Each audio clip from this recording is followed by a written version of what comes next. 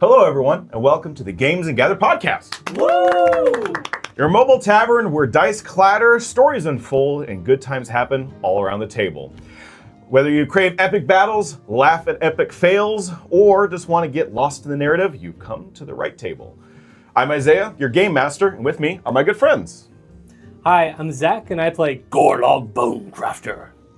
I'm Thomas, and I play Arthur Mountbatten. Hey there, I'm Garrett, and I play Alistar Flickerwick.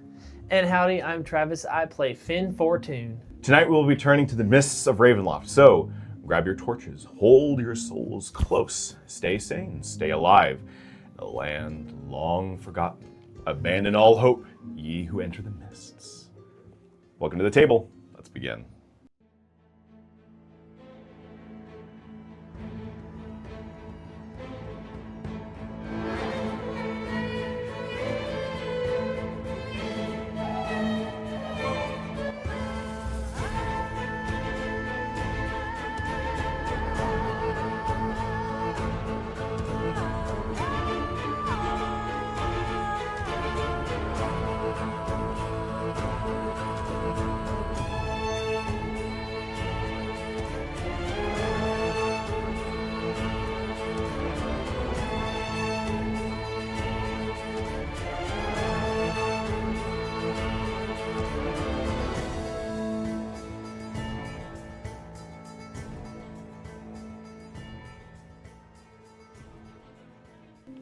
So, last we left off, you all had escaped the horrors that was held within the House of Shadows, where you all were seemingly summoned to aid a little boy by the name of Thornable Durst. A boy left alone in his own home, where he claims his parents and his baby sister were down in the basement, where a monster was growling and howling. After a thorough search of the first floor, they did not find anything. A thorough search of the second floor, you still did not find anything, except for a room with some creepy dolls, which you wisely decided, we are not messing with that. Way up to the third floor is where you found Baby Rose's nursemaid, which turned out to be a scream thief. A battle ensued, and some friends went down, and were told to not wake the baby. Searching further, inside the parents' bedroom, you found a letter, a correspondence between a Patrona and Mrs. Durst of some sort of evil ritual that they were planning on committing. Taking that note and pocketing it for later, might come in some use later, you continue to search. And in the search, you found another letter. A letter from a Count Strahd von Zarovich, a name which you would later learn is one that you can never utter. Else you want to risk the ire and eye of the devil. But you all went up to the top floor after finding a secret passage. Finding the secret passage to the attic, you found the children's room, their playroom specifically, where there was a one-to-one representation of the House of Shadows, and where you found secret rooms. After taking the secret staircase that went down to the basement, you delved deep, deep underground.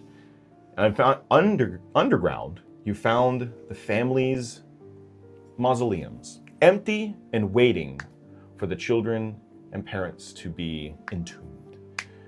Going straight for the source of the sound, not spending any time trying to search or ascertain the space even more, you delved deeper underground, where you were in an antechamber and found the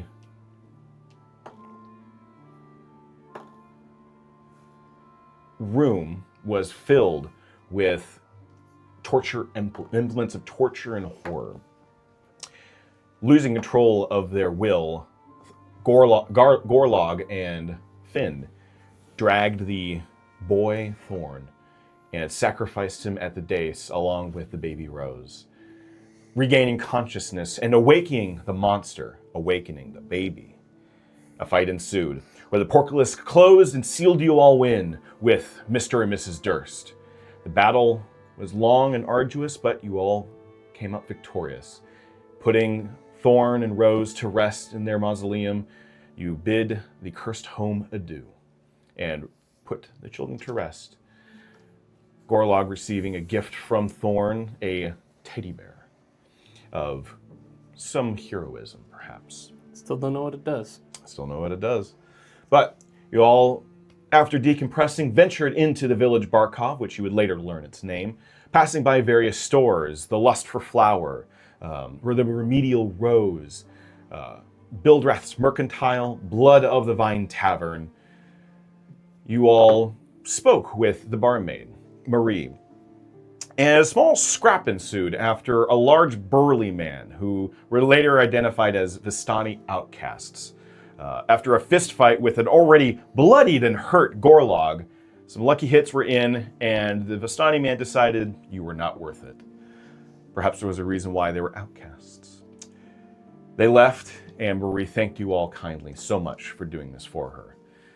You all did a short rest, and upon ending of the short rest, Ismark, well, along with a litany of guards, came to take you all to his father as he wanted to meet you all. And that's where we begin again. You all are exiting the office of the Burgomaster, receiving a variety of quests, some new objectives, and the hope that you can keep his daughter Irina safe from the devil. So, if I may, Yes.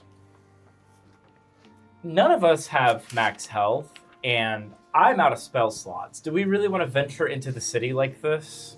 I mean, we could like use this time to kind of prepare for if we're confident that we're going to be attacked. You know, prepare for the evening, read some books, that sort of thing. That we can Because, like, start. in my head, like, we would all want to be recovering a bit from the night prior, because we've been awake since the night, if that makes sense. Not to throw a fork in the road from what you were originally intending of us going into the city, but Y'all determine your own destinies here. cool. I think that I think we should go into the woods. And Please no. Go I think straight that'd be in. I don't think that'd be the worst. let's just idea. go to the gates, go right into the mist, and get I got lost told forever. there Yeah, was sure. I was told there was lycanthropes in the woods. We're gonna go in the woods. We're gonna go in the woods. I think what we should do with the time that we have, because it is what, early afternoon, It is not even afternoon. It's like 9 o'clock. 9 In the o'clock morning. 9 a.m. Let's go talk to Lancelot the dog, who Ismark mentioned is behind. Yeah, he's like, out kept back. out back of the He's behind the, the murders. the Burgomasters. Dang it. That would Figured it actually out. be incredible. Dang it. Let's go talk to Lancelot the dog, see what he saw with Mary and Gertruda. Gertruda. See what he saw, get some information there, and then maybe we could prepare for the night. Okay. If we feel we have the time, we could also go talk to the father.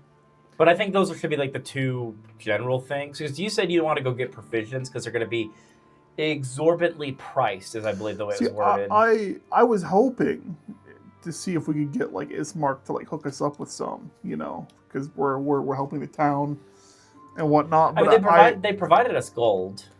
Not a Right. lot, but they provided us some. My fear is like a 50-foot length of rope is going to be like 5 gold That's pieces. what I'm thinking. That's what I'm thinking too. how much gold did we get again? We got 10 gold each from the That's not bad. the Barkov. Yeah, Or no, I Burgomaster. the Burgomaster. Burgomaster. I think that we Pop quiz. What's his name? Barkovovich. Mr. Burgomeister. No, wait, that's his father. That's his father. It's Ismark. the son. It's Ismark is the son. Irina's the daughter, and then his name is. It's Barkovovich. I know that. You got his last name right. Well, that's the important. He's a part. dying man. We know that much. So it won't matter. All right. You all fail test. No inspiration. No inspiration for anyone. What? That's We all weren't it going to takes. give No. it to us anymore. No, you'll get no inspiration. I just picture Stellan Skarsgård.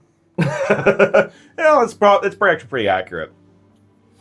All right, so you all decide to go talk to Dog, Doggy dog. Dog, McDog Dog. All right, so as you all leave the Burgomaster's office, the door's opening and Ismark ending his conversation with one of the guardsmen. He walks up to you all, and at this point, you actually see Irina rounding around the landing of the stairs and looking onward, kind of walking towards you all. Ismark walks in and, Hopefully my father was able to persuade you all to help us with our little problems. It's a grocery list for sure. Yes, many things that are wrong with the village. I thank you personally for helping. Your father seemed desperate. We are in the dire straits. At this point, Irina steps up. And as I mentioned previously, Gorlog, her beauty is unmatched from anyone else that you have seen. She's a striking young woman with auburn hair and strong, nicely polished, yet there are some scratches and dents. This is used plate, but it is very fine plate. She About carries how it well. old is she? Oh, she is probably, let's say she is 22. It's a little young for Gorlog, but You feel like a window when you see her. Bricked up. bricked up. A bricked up window. Why do I feel like that's going to be on a t-shirt? We need to get it on one. Buy it here. Buy it here. Dun-dun-dun-dun-dun-dun. I'm gonna design it. Yeah, well, it'll just be a brick wall. So Irina steps up behind Ismark. Ismark noting her. Oh, good.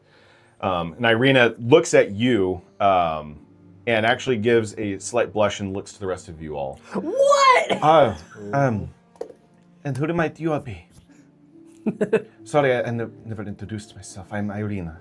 Oh, howdy. Finn Fortune. Finn Fortune, nice to meet you.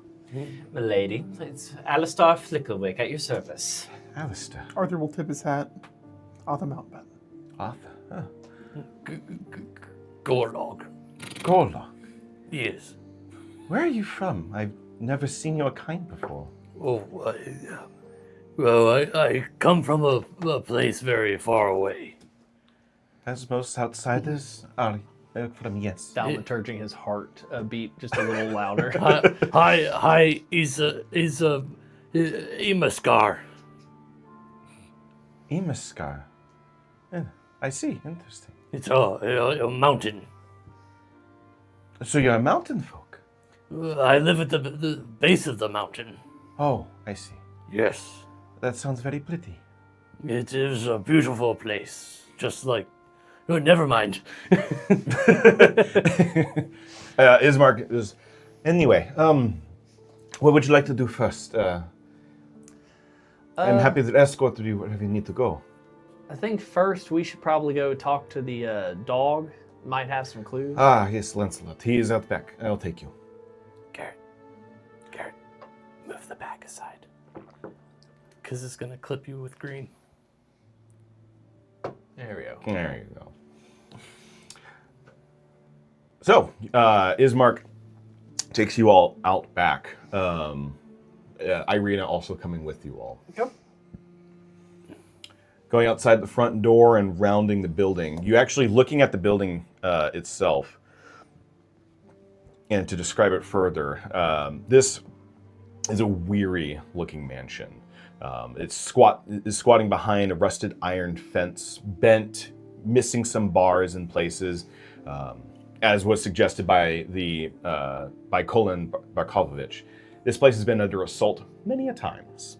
There is not a single pane of unbroken window on the bottom floors. All windows have been boarded shut and reinforced many times. The gates are blown open. Presumably they gave up trying to fix and replace the gates every single time they came off. So they kind of just left them on the ground. The weeds choke the ground and press with menace up against the house itself. Yet against the walls, growth has been trampled down and create a path all about the domain. A pathway made by the guards who patrol this home at day and night.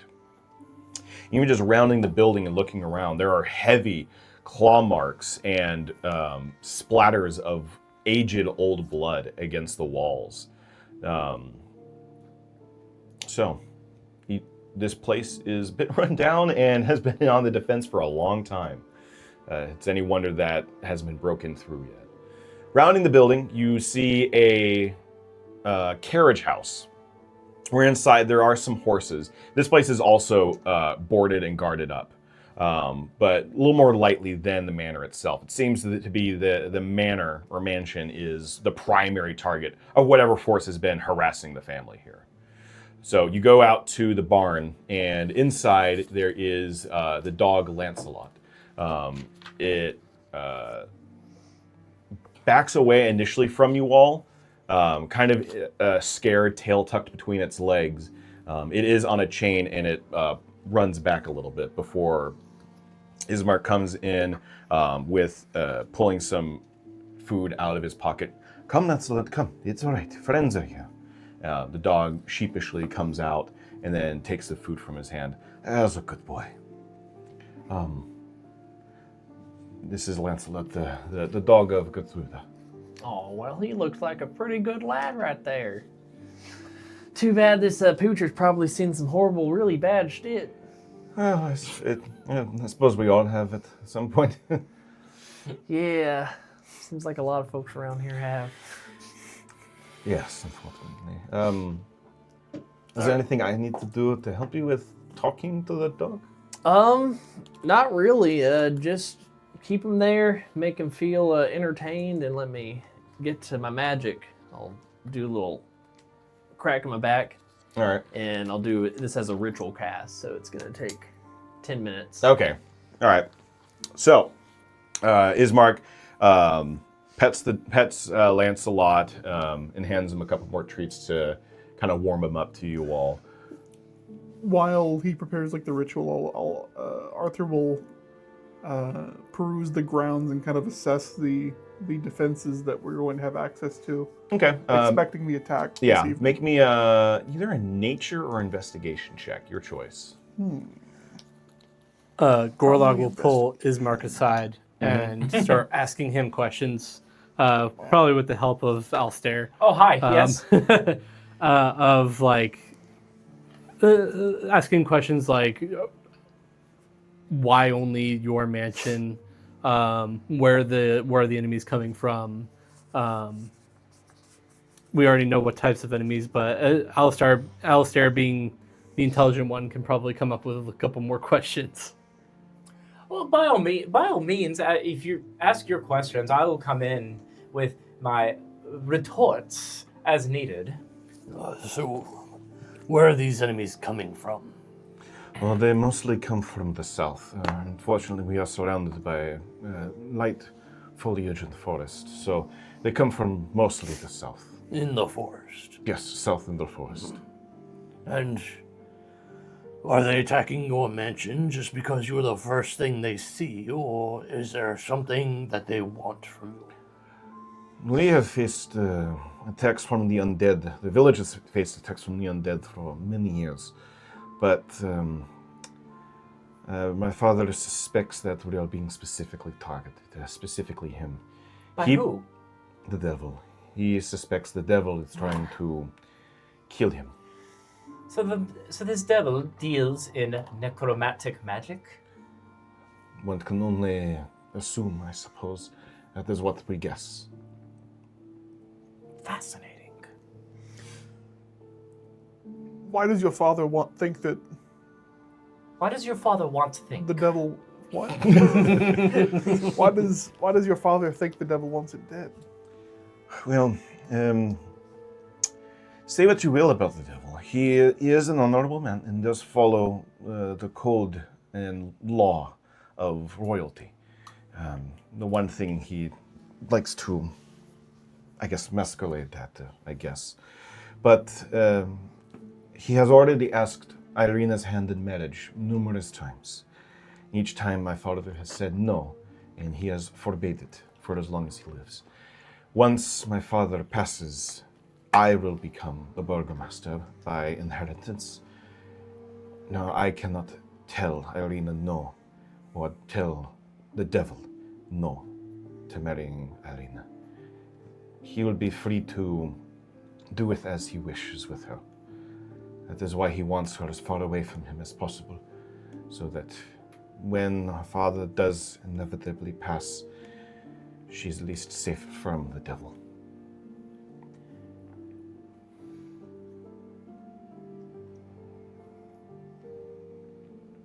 If we go My goodness. south, can we find the source of these abominations? Possibly. To the south is the swamps.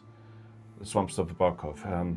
Not the main swamps in the land, but there's a small swamp wetland to the south. There is a pathway to take across the River Ilvis Bridge. There is a side path you can take to go around the river. Or you can go straight south and trudge through the swamps, but I'd recommend taking the road. For now, we will worry about defenses. Very well. Do you have an axe? Yes, many axes. Why? What do you need? Just an axe. Oh, all right. He goes over to grab an axe from the shed.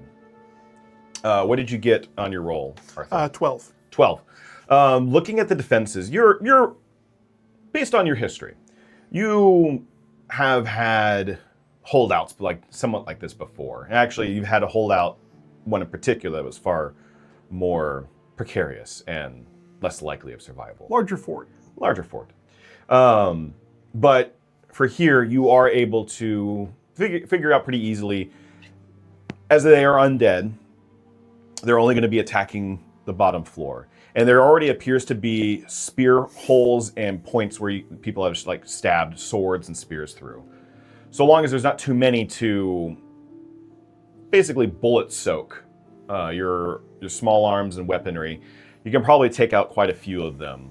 It seems like the first line of defense is the main gate to get rid of the main horde, and then they seem to retreat inside, bar the doors, and poke pointy sticks through the windows. But you can make do with these defenses. It's not going to be too bad. So long as nothing gets up on the second floor. Looking up, you do see that there are windows barred, but there's gaps. They seem to have focused entirely on the first floor. And in fact, on the second floor, the barring of the windows are inside rather than outside. Interesting.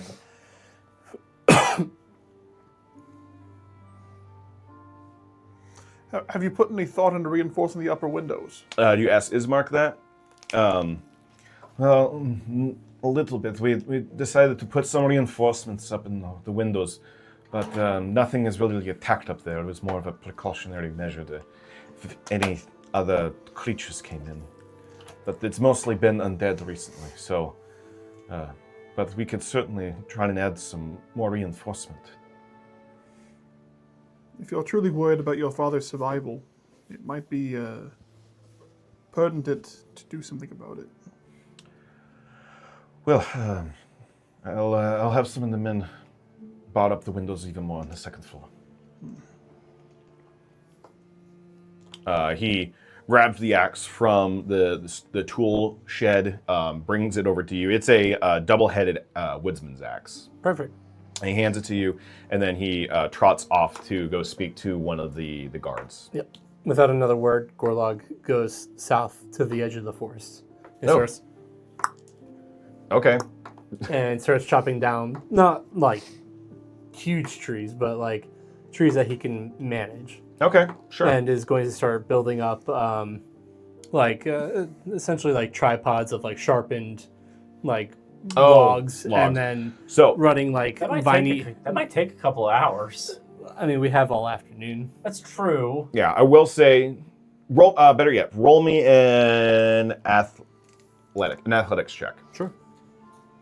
While that's going on, Finn, we'll say that your spell, or your ritual ends. Okay. How did you cast it? Yeah, describe how you cast it. So essentially, I've been doing a puppet show with the dog for the past 10 minutes. Me like ba ba ba ba ba ba ba ba ba ba ba ba.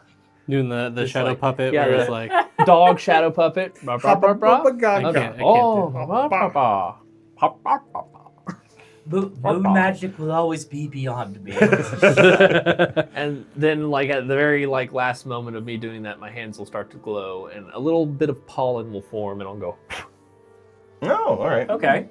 The dog inhales and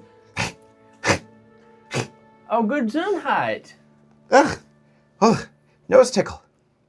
Yeah, that tends to happen sometimes. Howdy, how's it going?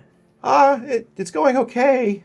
Okay, yeah, first off, sorry about your loss. I heard the whole tale. Oh, yeah. He gets all sad, tail tucks in between his legs. There. Pets him. But we're here to help. We're here to help find Help? him and bring, yeah, Help? and bring him back. So if you could tell me everything you know, that would be very beneficial. What was there anybody there when they disappeared? No one there. No one there. Well, Mom went and disappeared, and then Mom's mom went after, didn't take care of me. No food, no water. But gone from home. Have to go home. Want to go home. Well, we'll take you back home. But you said Mom's mom disappeared, and your mom, Mary, went after her looking for her. Yes. Okay. Was there any weird smells in the house? Sweet smell. Sweet smell. Treats. Like a treat? Yes, treat. Treat. The apothecary, of course. Well, that's sweet to us. Meaty or sweetie? Is it more of a cake smell or more of like a Cake. good Yes, that cake? word. Cake. All right, so you smelt a cake and then they disappeared. Yes, Mom disappeared. Mom disappeared disappeared. with sweet smell. Okay. Do you think you can smell that sweet smell for us if we take you along? Yes, find sweet smell. Find Mom. Okay, you're a good boy, Lancelot. Yes, Very I'm good boy. And I'm going to rummage around my pack and see if I have any jerky in my rations bag and give him a piece of jerky. Sure, we'll say you had a piece of jerky. Oh, tasty, yum, meat. Here you go. That's for being a good boy. Yes, good boy. All right. While I have him, does anybody else have any questions for him? Gorlog's not there. What is everybody's would be everyone's perception of what you're doing? Well, he's just barking at me because they can't hear this. Yeah. And I'm talking back to him in just common. Oh, okay, all right. I'm not barking at him. Irina looks at you and then the dog and is like very confused look on her face. You're speaking to the dog? Oh, yes, this is a very common Druid parlor trick. Pretty much everybody in my village knows how to talk to animals. You see, in many planes of existence, many druidic folk have the ability to commune with animals and speak their language and like. Ah, I see. Yeah, animals are usually our first friends, so you learn how to talk to them before you learn how to talk to, It's fascinating. I asked the Witherbloom students one time on how they do it because I was interested in their magic, and they made a flower grow out of my ear. That's a good prank. I like doing that one. It took a week to get those roots out, And that's what's funny about it. You're all very strange folk. Yeah. But I like it. Yeah. Anything else you want to ask Lancelot? But yeah, the other two aren't there. I asked him everything. I think we How long need does it last? 10 minutes. 10 minutes, okay. But yeah, he's going to help us out. He didn't see who took him, but he said he can help sniff him out. Oh, well, I I guess mean, we can take make him a with. pretty bold assumption that it was the bakery, Yeah. the colorful bakery. I assume since Lancelot said there's sweets involved, the trail leads to the bakery. Does he have any idea of who would want to hurt them? Lancelot. Yes. Did your family have any enemies? Was there anybody who was nasty around them that might want to hurt them? No, No? I fight them off. I bark, yell. Who are the people you're barking and Works yelling at? every time. Anyone who walks past. Oh, so Anyone. I see. Everyone bad. Everyone bad. Okay. Especially the Fair mailman. assumption in this town. Fair assumption. But no, we're gonna find the ones that are especially bad. Okay. Yeah. I bite. Yes, you bite. I rip. I tear. Yeah, you rip, tear, and get them back. Yes. Find Mom. Find Mom. Find Mom. My dog does the same thing if it wasn't obvious. The sweetest thing in the world. Yes. All right. So, Gorlog, you are chopping down a tree.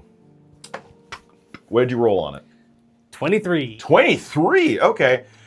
In pretty quick and short order, you fell this tree. It collapses, and you pick it up and drag it back to near the shed and start sawing some logs and make up some parapets. Irina's impressed, isn't she?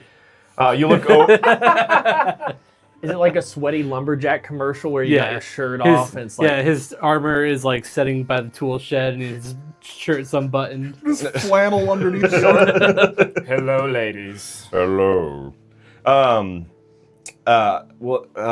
Based on that. Even the zombies secretly watching us right now. Even then, they're going, whew. Come down with the vapor. Irina does note and look at you wide-eyed and looks to you. He's a very strange one. Oh yeah, he's a little strange, but he's got something to him. He does, yeah, very endearing. That's a good word for it. Yeah, endearing, yes.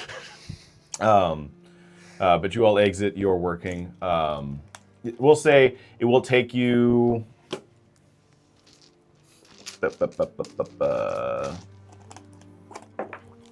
Oh, okay, cool. It'll take you 2 hours to put this all together. The fire that burns inside to try and impress Irina burns, and you build the parapets quite quickly. Burns, So much here's- like our candle. So here's Yes. the burning question. Is that, are Candle. we going to be just hanging out for that 2 hours, or are we going to be going and doing other things during that 2 hours? I think this would be the perfect time for you to go talk to the father. Okay.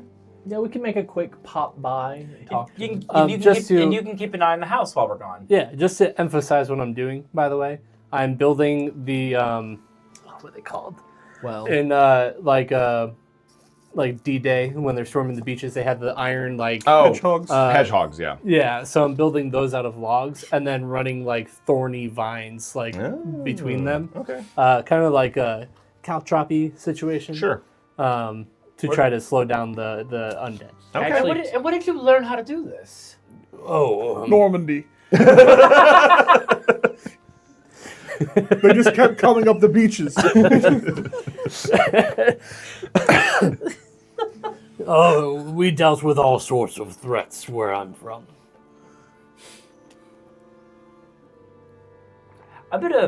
My imagination's gonna run wild on that one. I'd be like, understood. Normandy question mark? No, so I haven't taken notes like that. From last session, I wrote Strahd can write in common. Oh, he says his name.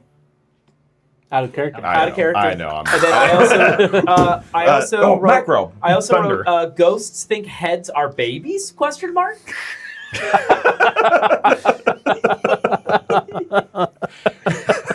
Ghost thinks heads are babies. All right.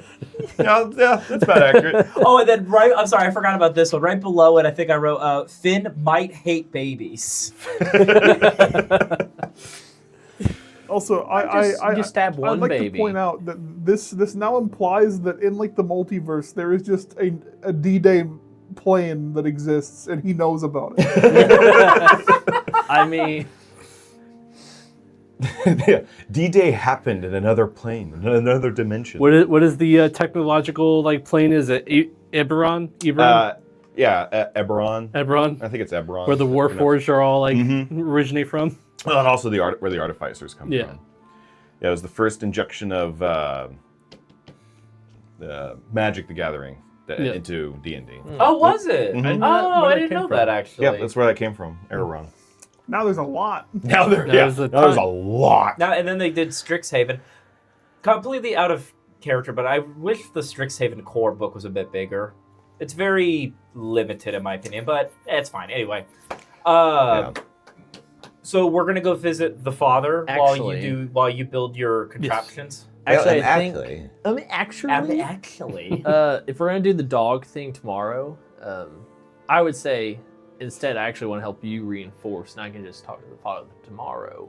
Okay. Also, if we do that, it actually takes exactly 2 hours for me to copy a spell to my spell book. okay. You all just want to delay 2 hours Yeah. and to go speak to the father. Because while you're doing that, are you doing them like around the perimeter? Yeah. So just like D-Day, this canonical event. Just like D-Day. D-Day's now canon, all right.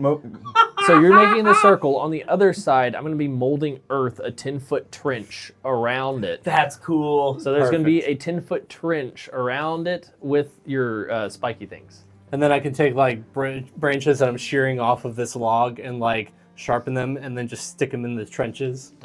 Make a death pit around the whole house. Is there like a guard captain I can pick out that's like in charge of the? It actually seems like Ismark is the guard captain. Okay. Yeah, and all the extra earth from my trench, I'm going to pile up on the first floor. So there's just going to be a massive mound of earth around Oh, so the they can house. reach the second Oh, floor. never mind. I love that idea. Never mind. I rescind that one. You start doing that and like, no, wait. Wait a minute. I'm making a stair. And he's back. While they like begin their reinforcing and whatnot, I will approach Ismark. I would like you to walk me through your defense plan. Well, I'm really not much of a strategist, but usually what we do is I have men with poles and pikes lining the metal gates, metal wall, and thrust the spears into the pile of bodies. And then once one area becomes overwhelmed, we begin a slow retreat into the home itself, where there's the second layer of men, which are then reinforced. By then, usually dawn comes and the undead return to the forests. We do lose a man every night or so, but we've kind of come down with a go-to strategy. Chop. Your plan sucks. Chop. That's the best that we could do. They always leave at daybreak. Yes, they always leave at daybreak. While all this is happening, I'll begin doing the ritual of copying a spell to my spell book. Okay. I actually had an out-of-game question. Okay. So it always costs 50 gold to do it. Mm-hmm. What does the 50 gold Represent. Fine paper and ink. Oh, so it's not actually gold. No, it's... you're not like actually like it's not like where cleric you have diamond dust you sprinkle and Right. consume. Also depends on the spell level. So like only first level is 50 gold, then it goes to Yeah, I think right. like 100, then 100. It's yeah, it jumps up. Oh shoot! it gets really? Wait. more and more astronomically expensive. Oh shoot! What does it cost to copy a second level spell? Okay, let me look it up. I think it's like 50 gold per level or something. Is like it that. 50 gold per level? Here, let me. I have it pulled up actually, Isaiah. 1 second. I'm not 100% certain because Felonius only ever Oh, bought first level boy. spells. Yes. Oh, it's thought for it was each like 100 per level of the spell. So it costs. It's gonna take 4 hours for me to do it and 100 gold. I do not have 100 gold, so I will be not doing that. And, and instead, I will read up on the history of the Burrow. Do you have 50 gold I can borrow? He says this to me while I'm doing the trenches. No, I'm kidding. I'm kidding. No, I'm kidding. I'm kidding. But Well, no, I mean, wizards are expensive, but yeah, it's 2 hours and 50 gold per spell level, starting with the first. Now, I feel like that's a little much, not in the gold value, but in time-wise. So I would say you can break up your copy. I was gonna ask that honestly, but I don't have 100 gold, so I'm gonna. Would you want me to spend the 100 gold when it's done or when I start?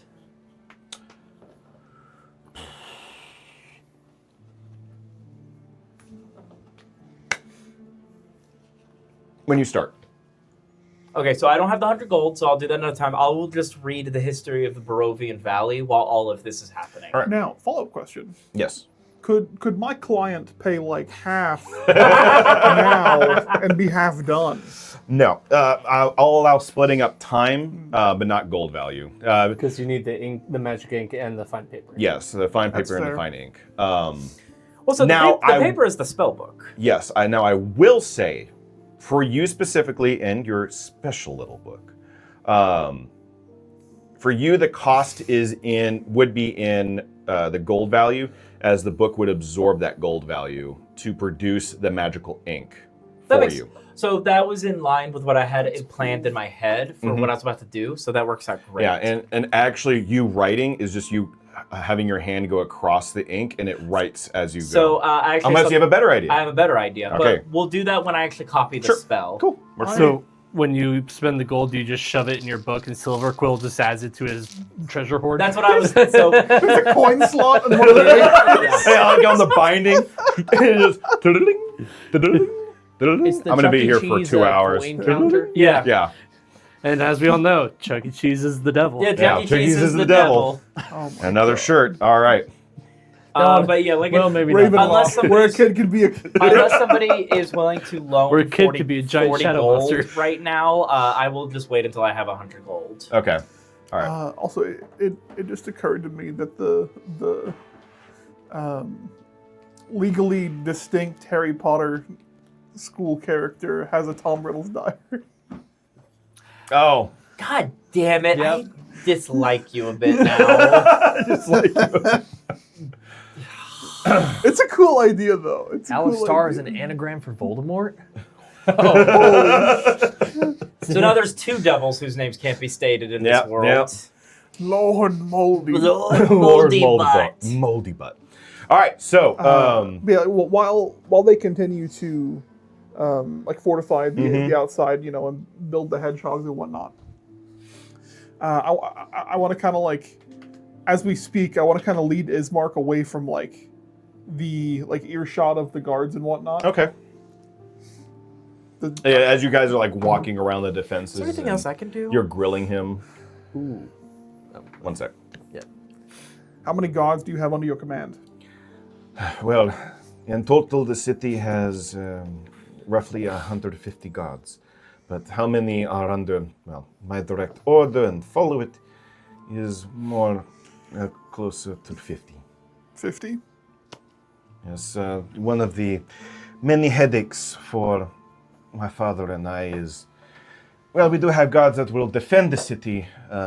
They are under the patronage of Bildrath. If you were to guess, how many is it a matter of actual loyalty, or is it just he pays them and they need the money, they need the money, or We pay them, and they act with where their bread is buttered? That's what I might yes, say. we pay them a little bit. We can only afford so much, especially with trade being monopolized by Bildrath, and the trade caravans being attacked from Valaki and Kresk. Not many goods come in or out. So the city's coinage is depleted. And I fear that they have also absconded with some of the city's wealth. So we are only able to pay them so much, and Bildrath can pay them more. So their loyalty is to the village Barkov. They do not want to see their own homes destroyed. There's nowhere else you can really go, short of going all the way to Kresk or Valaki. But it is a dual loyalty, as it were. They won't volunteer to protect the Burgomaster, but they will volunteer to protect the city, especially if Bildrath orders it. Perhaps it would not be the worst idea if you had more dangerous jobs to assign Bildrath's guards to those jobs. I've certainly tried to do that. I have thought the same, at least my father did. The captain of the guard that Bildrath is, I suspect, on his direct payroll is Reinlin Shanna. He is the captain of the city guard. Would you spell that? Sure.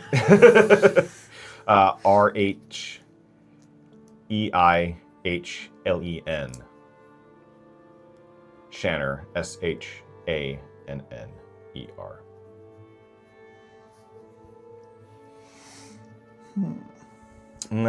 My guards that the captain that does follow me directly, Gudvan. He is the leader of the Barkovian Rangers, but he's to the north trying to find where the lycanthropes are. But haven't reported in for some time, so I feel the worst. Interesting. Am I? No, you'd be doing. I'd be reading my book. You'd be reading your book. Suddenly from inside the castle. What about this? Or I'd say castle, inside the I don't know, the manor house. Manor.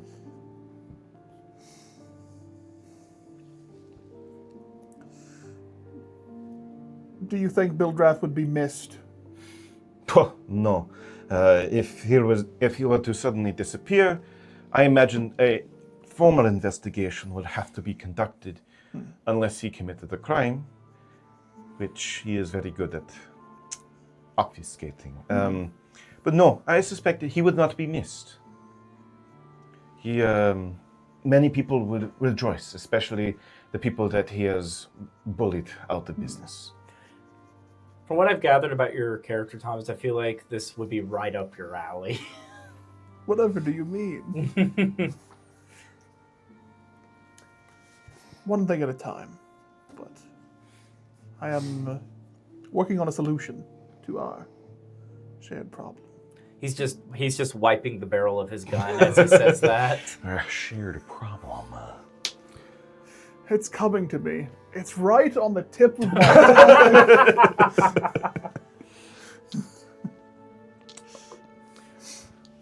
All right. Is there anything else you wish to discuss with Ismark?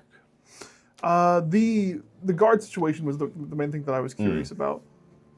I want to know how not a single soul knows mending in this entire place. So, is mending a cantrip now, or is it a level 1? It is a It's a cantrip. cantrip. Yeah. So I can cast it once a day, So and that's not really worth it. I was originally going to have it, but I thought about it and I was like, that doesn't really fit like the universe where Arthur comes from. Like he wouldn't just be able to go Yeah. and like fix a Well, thing. what if you had like a little multi-tool? Right, but like he could just do that. Like he has like Tinker's tools and stuff to just fix things. Yeah. Right. Like it's different. Magical versus practical. I'd see in my head it makes sense for you to have mending, and I actually didn't pick 'Cause, up like, mending because I thought mending- you would have mending. Mending is like to magically fix a thing regardless of like what you have or how broken it is generally. Right. Where like I can still like, I assume Isaiah will let me roll to try to fix something, Yeah. No, you'll be able to roll. Well, I mean, I stuff. could quickly I don't want to min-max here, but I could drop the light cantrip for mending instead. Do you have dark vision? I do have dark vision. I was about to say I would certainly hope so. I have dark vision as a gnome. In fact, I have the prismatic glasses. Do any of us not have dark vision? One person doesn't have dark vision. You don't have dark vision as a Don't halfling. know? Halflings don't have dark unless Ghostwise halflings get it. Should for have some been reason. an elf. I need to check with the Ghostwise, what calls it, stat block? I don't remember if Let me look. orcs do or not. Orcs do. Yeah, I do. orcs do. Orcs have really good dark vision. 120 Oh, that's right. You do have very good orc. I also am a shining beacon of hope. But I mean, I have yet to Between my use. sword and- I have yet to use the And light. whenever Arena's around, you're cantrip. windowed up. I have yet to use the light cantrip, so I can Whenever easily Arena's just around, you're windowed up. Oh, book that windowed out up, for yeah. mending, and then we can go from there. But again, I don't want Yeah. to min max. Up to the DM. I mean, Man, there's it's- ways I can If you give just myself want to have light. mending. Yeah, you do not have dark vision. You are the Also, one again, person who doesn't. I would have picked it up, but I thought you were going to have it. So, because we're starting at level 4, Yeah. as I've said previously, up to a certain point, y'all can switch things out because you would naturally figure out what you're Yeah. going to use and not use Right. throughout leading up to level 4. Right. So, within reason and up to a certain point, y'all can swap things out. Okay. I'm so a I will- perfectly 5 built and seconds balanced in. character. Isaiah, I Yeah. want to play a fighter. So I'll go ahead. Well- I'll swap out light for mending. Okay, sure, I'll allow it. So at If you that can point, tell me at why Alistar would have mending at school. Well, it's a very entry-level spell that I Mhm. feel like entry-level courses would teach Yeah, but young students. That requires at least 5 years of experience. That's the reason I said. That's the reason I said entry-level, sir. Also, moths are a real problem, and they chew holes in all your cloaks. See, I would think it's just from him like stepping on his own glasses. That too. Oh, yeah. I was clumsier than my brother was. Or just getting bullied and punched in the face a lot. Yeah. Yeah. the Strixhaven student one. You do have a wouldn't be very so punchable crass. face. Like I said, they would. Punchable If it was a Witherbloom student, they would make a flower grow out of your ear. If it was a Silver Quill student, they would say unsavory things about your mother that are actually true and you didn't know it. Your Sure, mother go keeps ahead. sleeping with the town drunk. Oh, but I'll have the mending cantrip now. Your mother was a hamster. It was more so a joke that I said it because right now we're looking at a picture of the manor, and the gate is like half gone. The windows are all boarded up. I mean, Right. So what everything I'll is do just- is once I hear that like we need some help with I'll say the metal parts of the gate, I'll close my History of Barovian Valley book, and I'll roll up my sleeves, and I'll start for that 2-hour duration. I'll start casting the mending cantrip on various parts of the gates.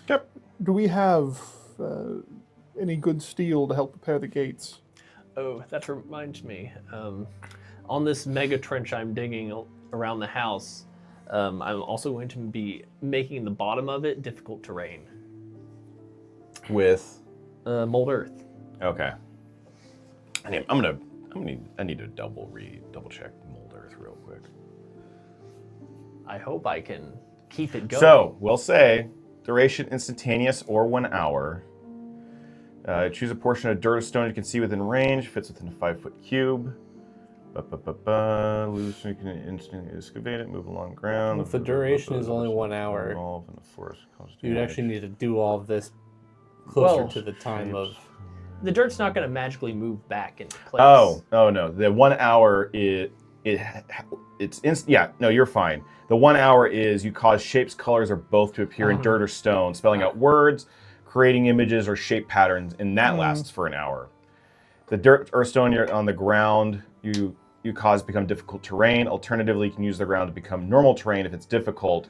This change lasts an hour. Okay, I see. You can cast it multiple times. You can never have more than 2 non-instantaneous effects at a time. Can dismiss as an action. Okay, you're good. Okay. So yeah, I'm just excavating as you go, making big trench around there, making it hard to go through. So it's Okay. like So, a 5-foot wide, 10-foot deep hole. For the mending cantrip, it has a material component requirement that I will actually use here because I think it'd be neat. Mm-hmm. It requires 2 lodestones, but for me, I look through my various jacket pockets and I find them. It's 2 iron coins that have depicted on them famous wizards of history Lorehold students use as guidance for learning new magic. So I will keep with those But coins. now they're Strahd. Is it actual coinage? No, it is not. Okay. It is not actual coinage. Collector's they are iron. coins. They are iron. Like challenge coins. Yes, thank you. I love that. But I will go up, and with the coins in hand, I'll take my other hand near some of the iron bars, and I will, as we would say, coerce them and remind them to be as they were once before, and they'll magically begin to warp and mend back into place. Okay, yeah. And I'll do Love that over the duration of the 2 hours. I don't know how much I get done in that time. Up to you. Okay. But You're just doing the dwarf cannon minigame. yes. That's a hard cut for all those cool. Or now we're just playing 7 Days to Die is what we're doing. Oh, I mean, Night 7 is coming. Night 7 is coming. That's true. This candle is very musky, but not in a bad way. No, yeah. Not That's in the a bad idea. way.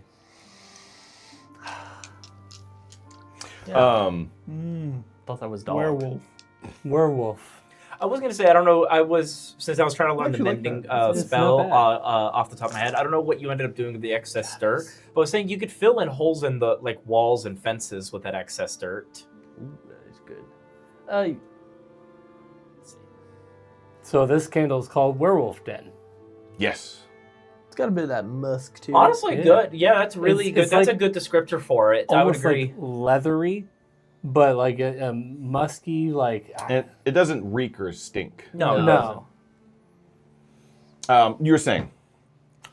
I don't know if you had already decided where the dirt was going to go. I was reading the mending spell while you were discussing that, but you could use that to fill in some of the holes in the fence or walls, depending.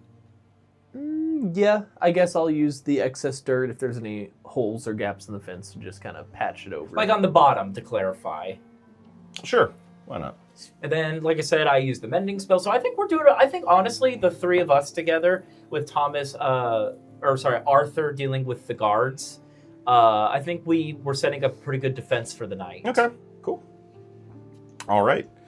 Unless there's anything else, you all spend the next 2 hours building and setting up the defenses for the Burgomaster's estate. Let's see. I guess I have one question for Irina while I'm doing this. Sure. I'm assuming you know your father's intentions with you once he... He has told me his wishes, yes, that I am to leave the village Barkov. He wants me to go to Velaki. The Burgomaster there, Vargas, owes him a favor. I have many questions about Velaki, but most importantly, what would you do when you go there? Try and stay away from the devil. The devil that supposedly sees all and is everywhere? No, they try and frustrate his intentions with me. The farther I am away from him, the better. You really don't want to be with him that much. No, I really, really don't. Well, I wouldn't want to be with anybody sending the undeath to do away with my father either. Yes, he will deny it, obviously, but who else would try and kill my father to have my hand in marriage? I turned that bastard down so many times. I'm not too unfamiliar with necromantic magic myself, but the school that I learned from taught us to use or to speak to the death or to the dead or spirits for guidance, not use them for our selfish desires. So I'm sorry that your introduction to magic is such a crass event. Well, that is Borovia. It is a all crass event. But you get used to it. Becomes day to day, normal. All we can do is keep our noses up, right? Yeah, keep our noses up. And then I'll go back to mending the rest of the fence to the best of my ability after that exchange. All right. Gorlog, as he's putting the final preps on this defense. Philip. Philip? Yes. Oh. Keep an eye on these guys tonight. They're not as well versed as us. Of course. Oh, thank you, my friend. How close is him to me when he's talking to nobody? Well, you're... Are you intentionally, kind of going off to the side to make sure no one hears you? He's always trying to make sure that nobody hears him, because he knows how it looks. But does he care? I'm sure he does. To an extent, because I think, given Gorlog's past, I won't give too much away, but he is protective of Philip. Okay. Roll me a perception check. Yeah, because I saw him do that last time. I was like, in my journal, I wrote, Gorlog crazy? Question mark. All right, let's see what that adds up to be. Perception, you said. That'd be a 18. I can roll stealth if you like me to. Sure, we'll do an opposing roll. Why not? It's not great, but Gorlog is not a soft-spoken man. Okay, yeah. He tries. He tries. While he does try and he is talking off to the side, it's more, you don't hear the conversation, but you do notice that he's talking off to the side. What do you perceive as him talking to his lantern? As you kind of poke your head up, you hear him talking, you poke your head up over the trench and what's he doing? Oh boy. Before you judge, you just talk to a dog. I'm just saying. Oh, he might be a little schizophrenic. I'm gonna have to keep my eyes on him. Gorlog casts Speak with Light Source. Speak with lantern. 9th level spell. That would be a Speak with twist. metal. What an illuminating At that point, you're conversation. talking to the sun, is what you're doing. Now, there's an idea. Everybody starts off at level 20 and degrades. It would be the Benjamin Button campaign. Oh, that'd be interesting. Interesting. It's like, yes, level 1. Wait. Wait a minute. That's when you're like, hey, we don't level up, right? We don't level up. Finally. Or That's where level the down. combats Level get. That's down. where the combats get more interesting as they progress, because our resources get more and more limited. Yeah. Yeah. We'll call it the retiring party. Anyway. I like that actually. That's kind of neat. All right, so over the course of the 2 hours, you all reinforce the Burgomaster's estate with the On his request. what? Nothing. Ignore me. Okay. Gorlog adding logs and hedgehogs around the estate facing towards the south, and Finn creating a trench and creating difficult terrain.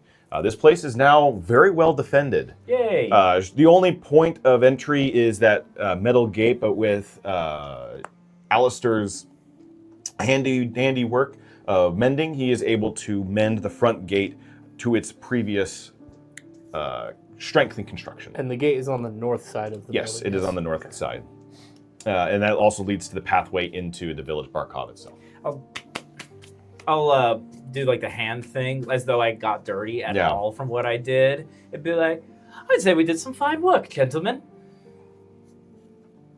Me and Gorlog shirtless, sweating. Yeah. Job's done. So, with that, What I'm time is it? well, you guys, we'll say you started at 9. It's noon now. Noon? That sounds about right.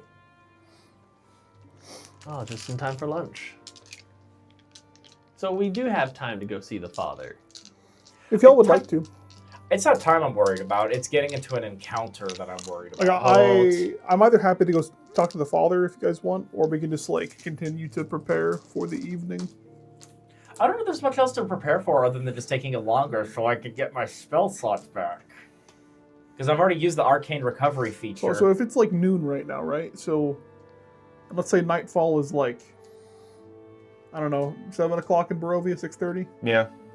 So we would have time to like finish the rest and then go talk to the father before night falls. If y'all would like to do it like that. I think a rest after barring up the place would be wise, personally. I'm okay with pushing the father off to tomorrow, just so. That's fine too. Also, if y'all want, you can long rest, and like you would wake up at about 8 o'clock. So you could spend like an hour or two to go talk to the father and then return. That's what Thomas was just saying. Assuming depending on how, like when nightfall occurs or when the house might. So I will say the attack doesn't happen like right at nightfall. Well, we don't know that though. Is the thing. Unless the 3 a.m. Yeah, the scary hour of 3 a.m. Oh boy, 3 a.m. Oh boy, 3 a.m. But yeah, I think like because you're tired and sweaty. You're tired and well, you're used to being tired and sweaty. You're tired. Perpetually. I'm out of spell slots. We should all get some rest, gentlemen. So go talk to the father. Got it. Yep. Dude, it feels like that sometimes in D&D where I swear we're all on the same page to do a long rest, and then all of a sudden it's like, no, we're gonna go talk instead. No, we can finish. We can finish the long. Trust, rest. that was almost last night. Yeah. All right. So you all long rest. Yes. Where do you all rest? There are multiple rooms in this house. There aren't very many like bedrooms. There You are. said it was kind of small, right? It is a small, modest abode. There is a dining hall, a double bedroom on the first floor, along with a study that has a long couch to rest on, along with some chairs next to the hearth. And then on the second floor is Rena's and the Burgomasters, along with Ismark's bedroom.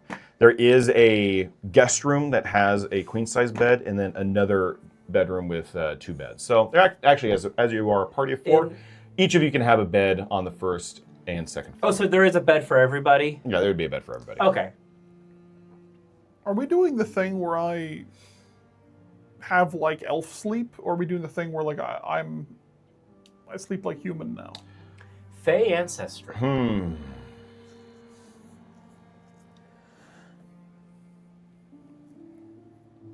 Because before it was the elf sleep. How do you think Arthur rests given his condition? I would see it as more akin to like how elves rest, where like It's in like meditation and Yes. silence. yes. For context, none of us other players know exactly what condition. We don't even know about this condition at all. Well, he hasn't revealed it yet. All right, so do you want to have a room by yourself, or because there is one or two rooms you could go into the I can study? pull a chair up by the fire. You know, Okay. I'm not picky. I just wanted to ask, so I, knew Yeah. for A sure. room by the chair by the fireplace sounds like the exact resting place a gentleman would go. Just like sitting back and just hitting with the pensive stare. Pondering the orb. The All right. Where does everybody else rest then? What I will describe depends on if I share a room with somebody. I'll take one of the twin beds in the room with two beds. On the first or second floor? Arita, you want to share? Oh. I guess second floor. Second floor? Oh, okay. I'll smith some Alistair, bricked up where do you window. go to rest? Oh, you said there's two twin beds? There are two twin beds there's four total, two on the top floor, two on the bottom floor. Okay, I'll take the other twin bed. With Yeah, why not? Finn? The shorty room. Okay. Small beds for small people. All right. All right. Sounds like you're on your own, Gorlog. Gorlog will just find an empty room. Doesn't even have to have a bed. Okay. The queen mattress makes sense for you because you're. It does. I'm a large man. Even Yes. then it's a little on the small side. He sleeps I diagonally. mean, he's probably longer than the mattress is. Yeah, that's what I was definitely. gonna say. Yeah, sleeps diagonally. You find a room by itself, the room that has a queen bed on the second floor. And once he finds a room, he closes the door behind him, and he opens his pack. He takes out a strange device that probably shouldn't exist, but it is a conical on the bottom and is a long stem, and it has a little knob on the side, and he twists the knob, and he takes his tinder kit and then all of a sudden a flame emits from the top of this Bunsen burner. Mm-hmm. And he takes glass vials with a stand out of his pack as well, and he starts mixing his mutagens for the day. All right.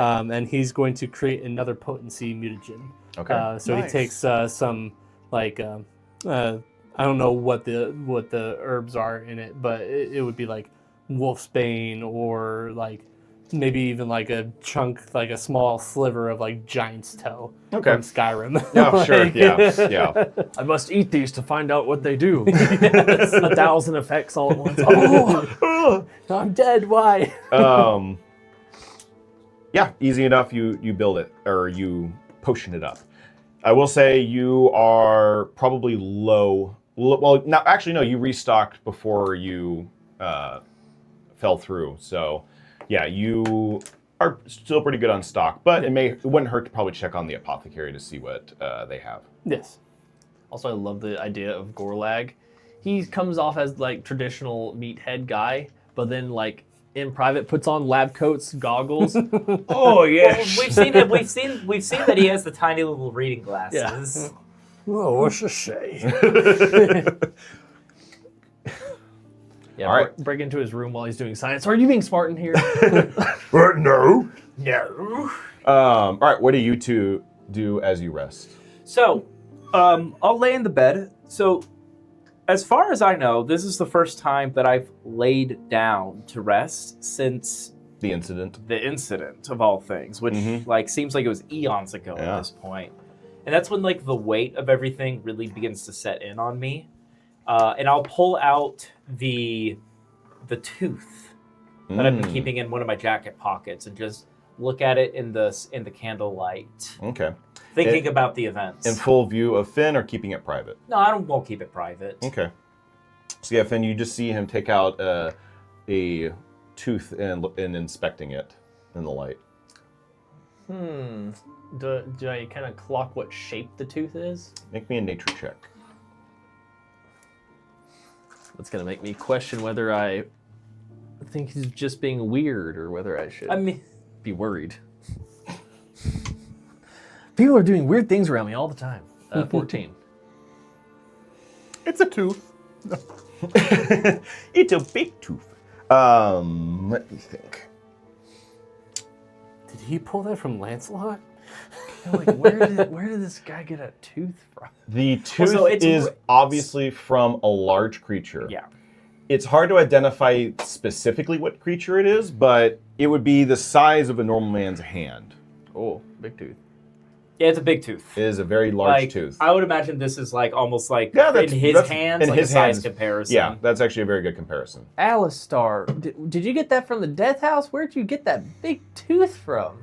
I'm kind of out of it, and that's when I look over and go, "Oh, forgive me. No, it's a memento, if you will." Oh, okay.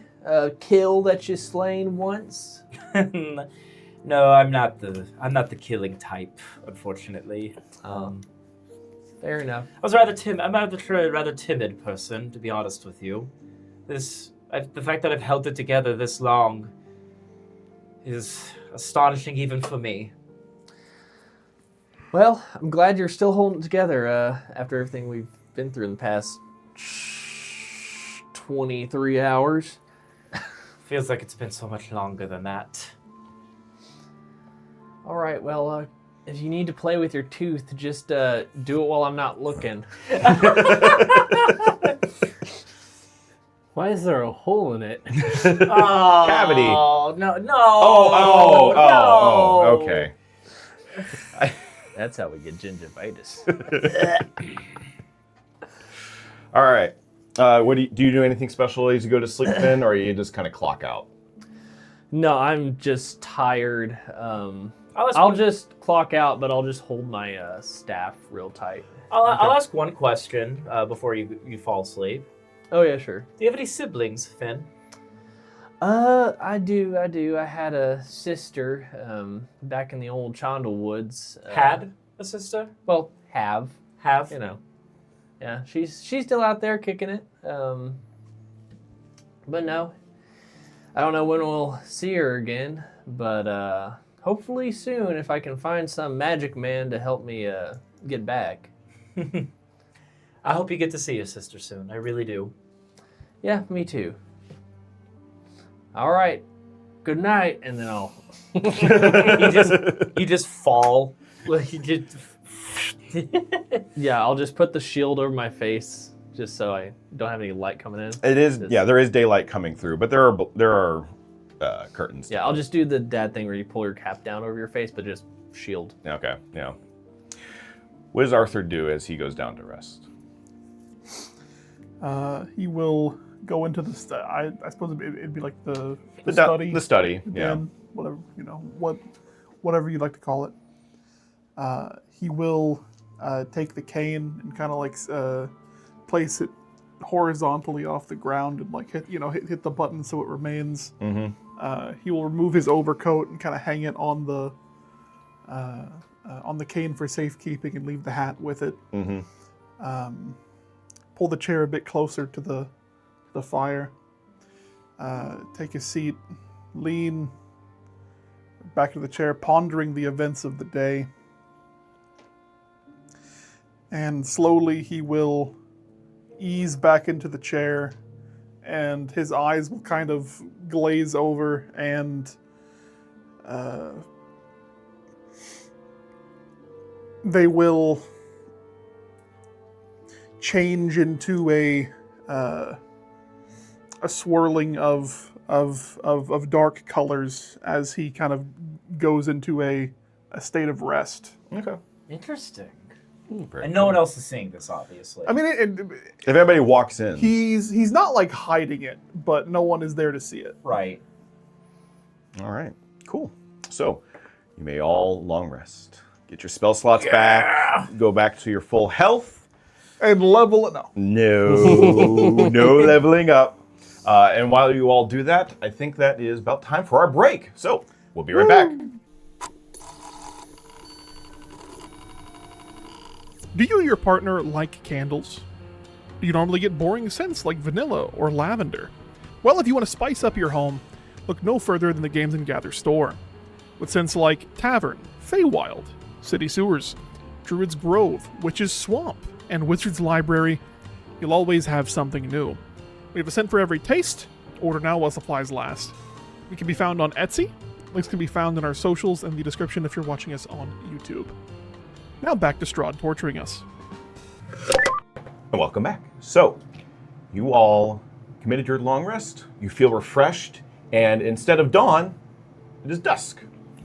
So as you all awake in your own way, in your own rooms, shared room with you two, a new mutagen created, pondering at the fire and pondering the tooth and just going to sleep.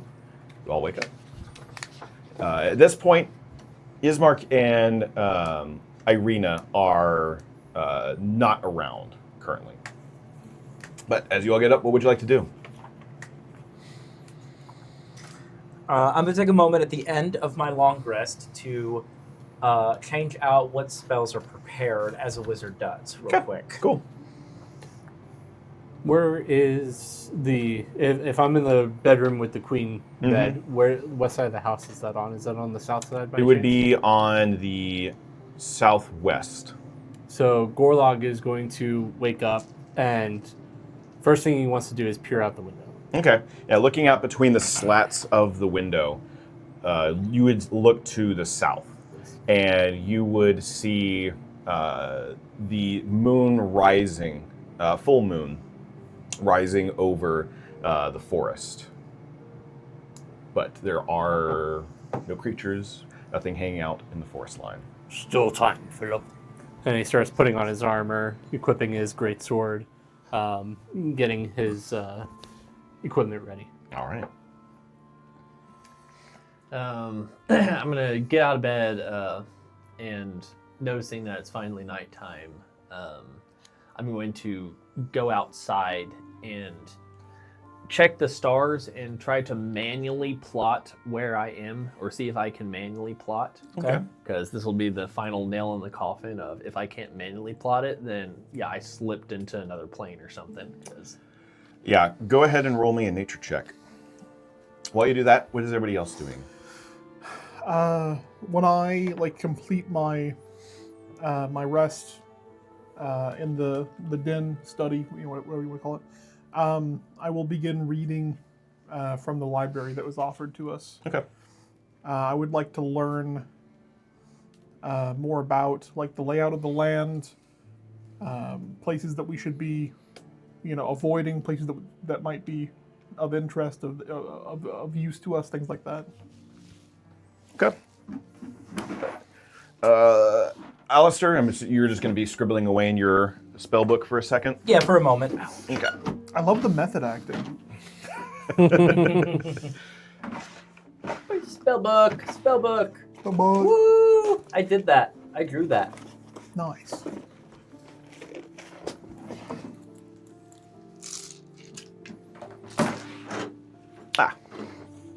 All right. What did you roll? 19. 19. Making a noise. Sorry. Ow, you. 19. With a 19, looking up at the sky. So he should go on the fire. Looking up, you begin to map on your shield. Now, is your shield, do the stars move kind of almost like a tablet, I guess, or like a star map? Or are they all stagnant, but the pattern means something more to you? For me, the map is a stagnant pattern of the local cluster of where I am. And each star I have pinpoint on it is a star that I've been to that has a tree on it, like the major ones. Mm-hmm. However, it will highlight in a little star wherever I am currently located in the, that part of the astral sea. Okay. So it's a bunch of small stars and then a bunch of major stars that are like, special stars. Okay. Super cool. As you look up into the sky, you notice that the stars are not right.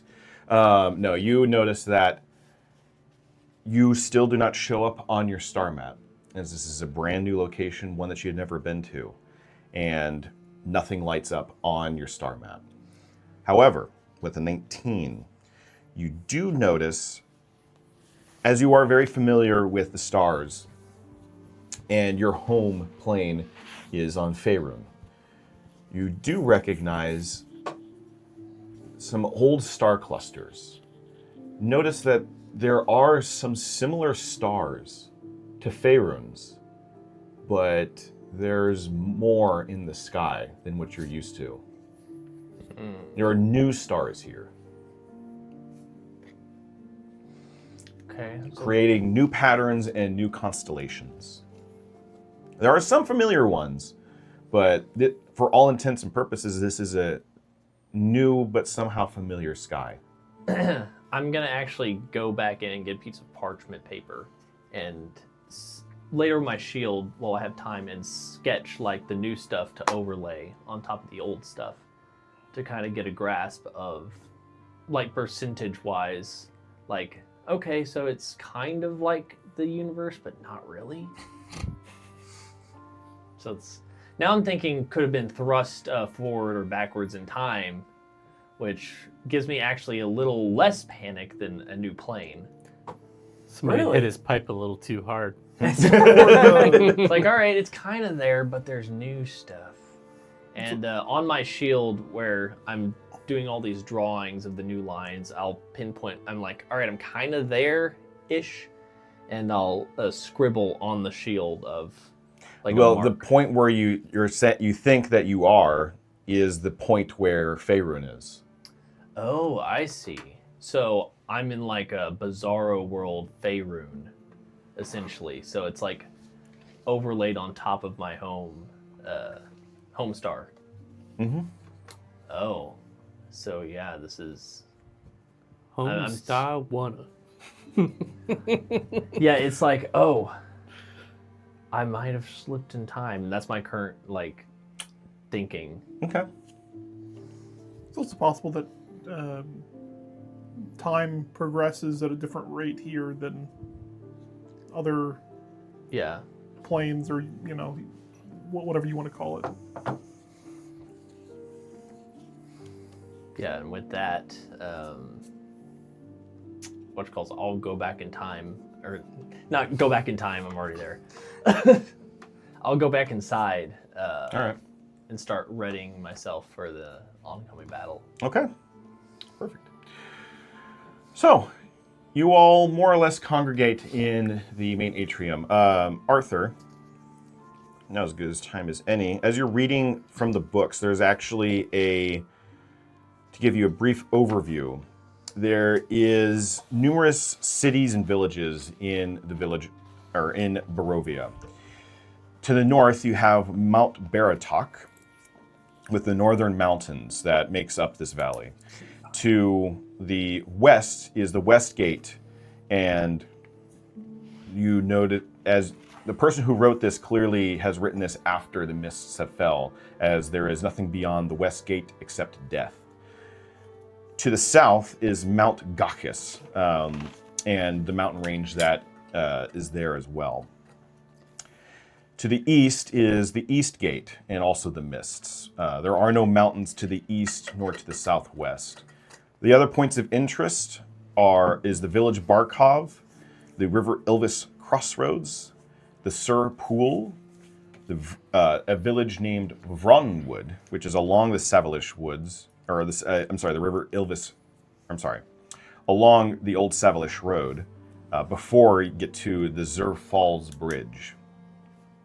Then most prominently, to the northwest of the village Barkov, overlooking it, is Castle Ravenloft.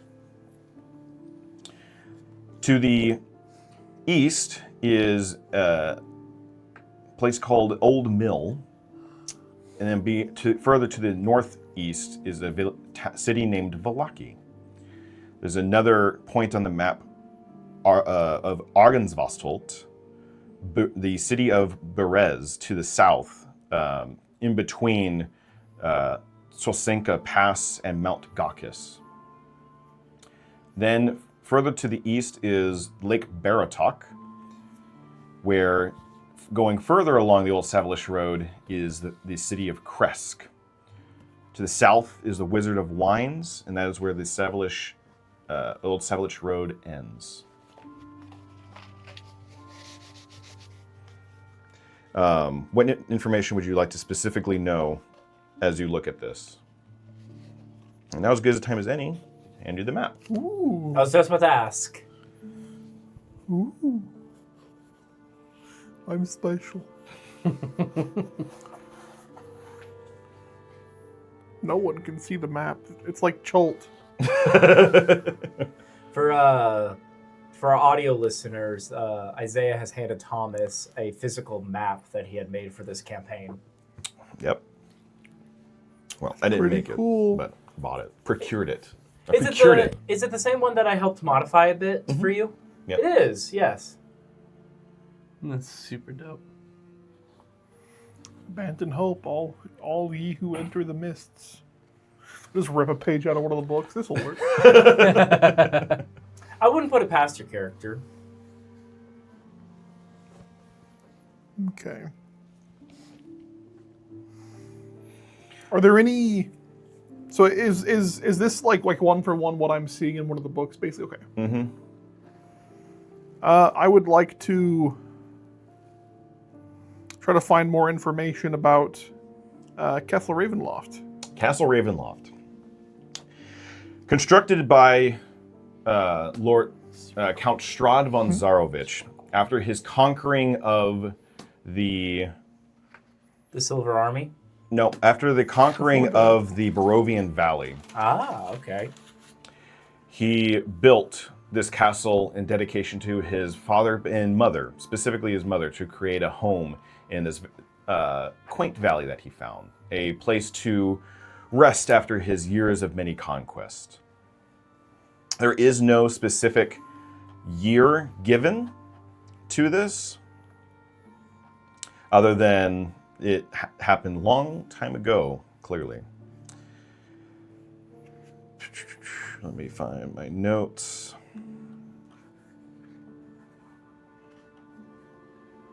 Who was it built by again? Who was it built by again? Well, for him, it'd be Count Strahd von Zarovich. He built this in the valley of an ancient woodlands called the Satyr Woods. It was a massive forest once home to an old elf realm, and is rumored to hide an elven city-state. But going into the woods was always treacherous, but this valley seemed to be a safe haven from the woods otherwise. Constructed by Count Strahd von Zarovich for his father, Count Barov von Zarovich, and Countess Ravonia von Zarovich. Strahd went to war with the surrounding kingdoms and was able to conquer them along with his father being the one who was the conqueror. He was known as a conqueror, but in his older age, he kind of handed it off to Strahd. Castle Ravenloft was finished in the year 355, and he scoured his conquered lands for wizards and artisans and brought them to the Valley of Barovia and commanded them to raise a castle to rival the magnificent fortress of his homeland. And the father's name one more time? It was Barov, B-A-R-O-V.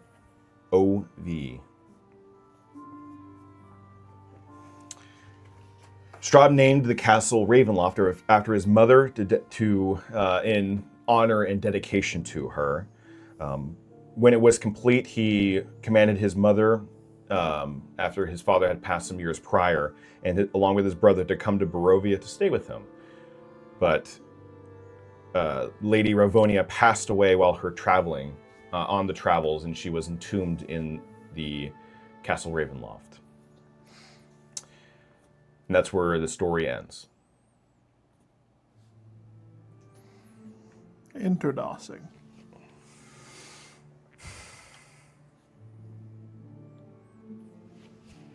And you said it was what time? What year? What time? Oh, it would be 8 o'clock. Sundown or no? The sun has set.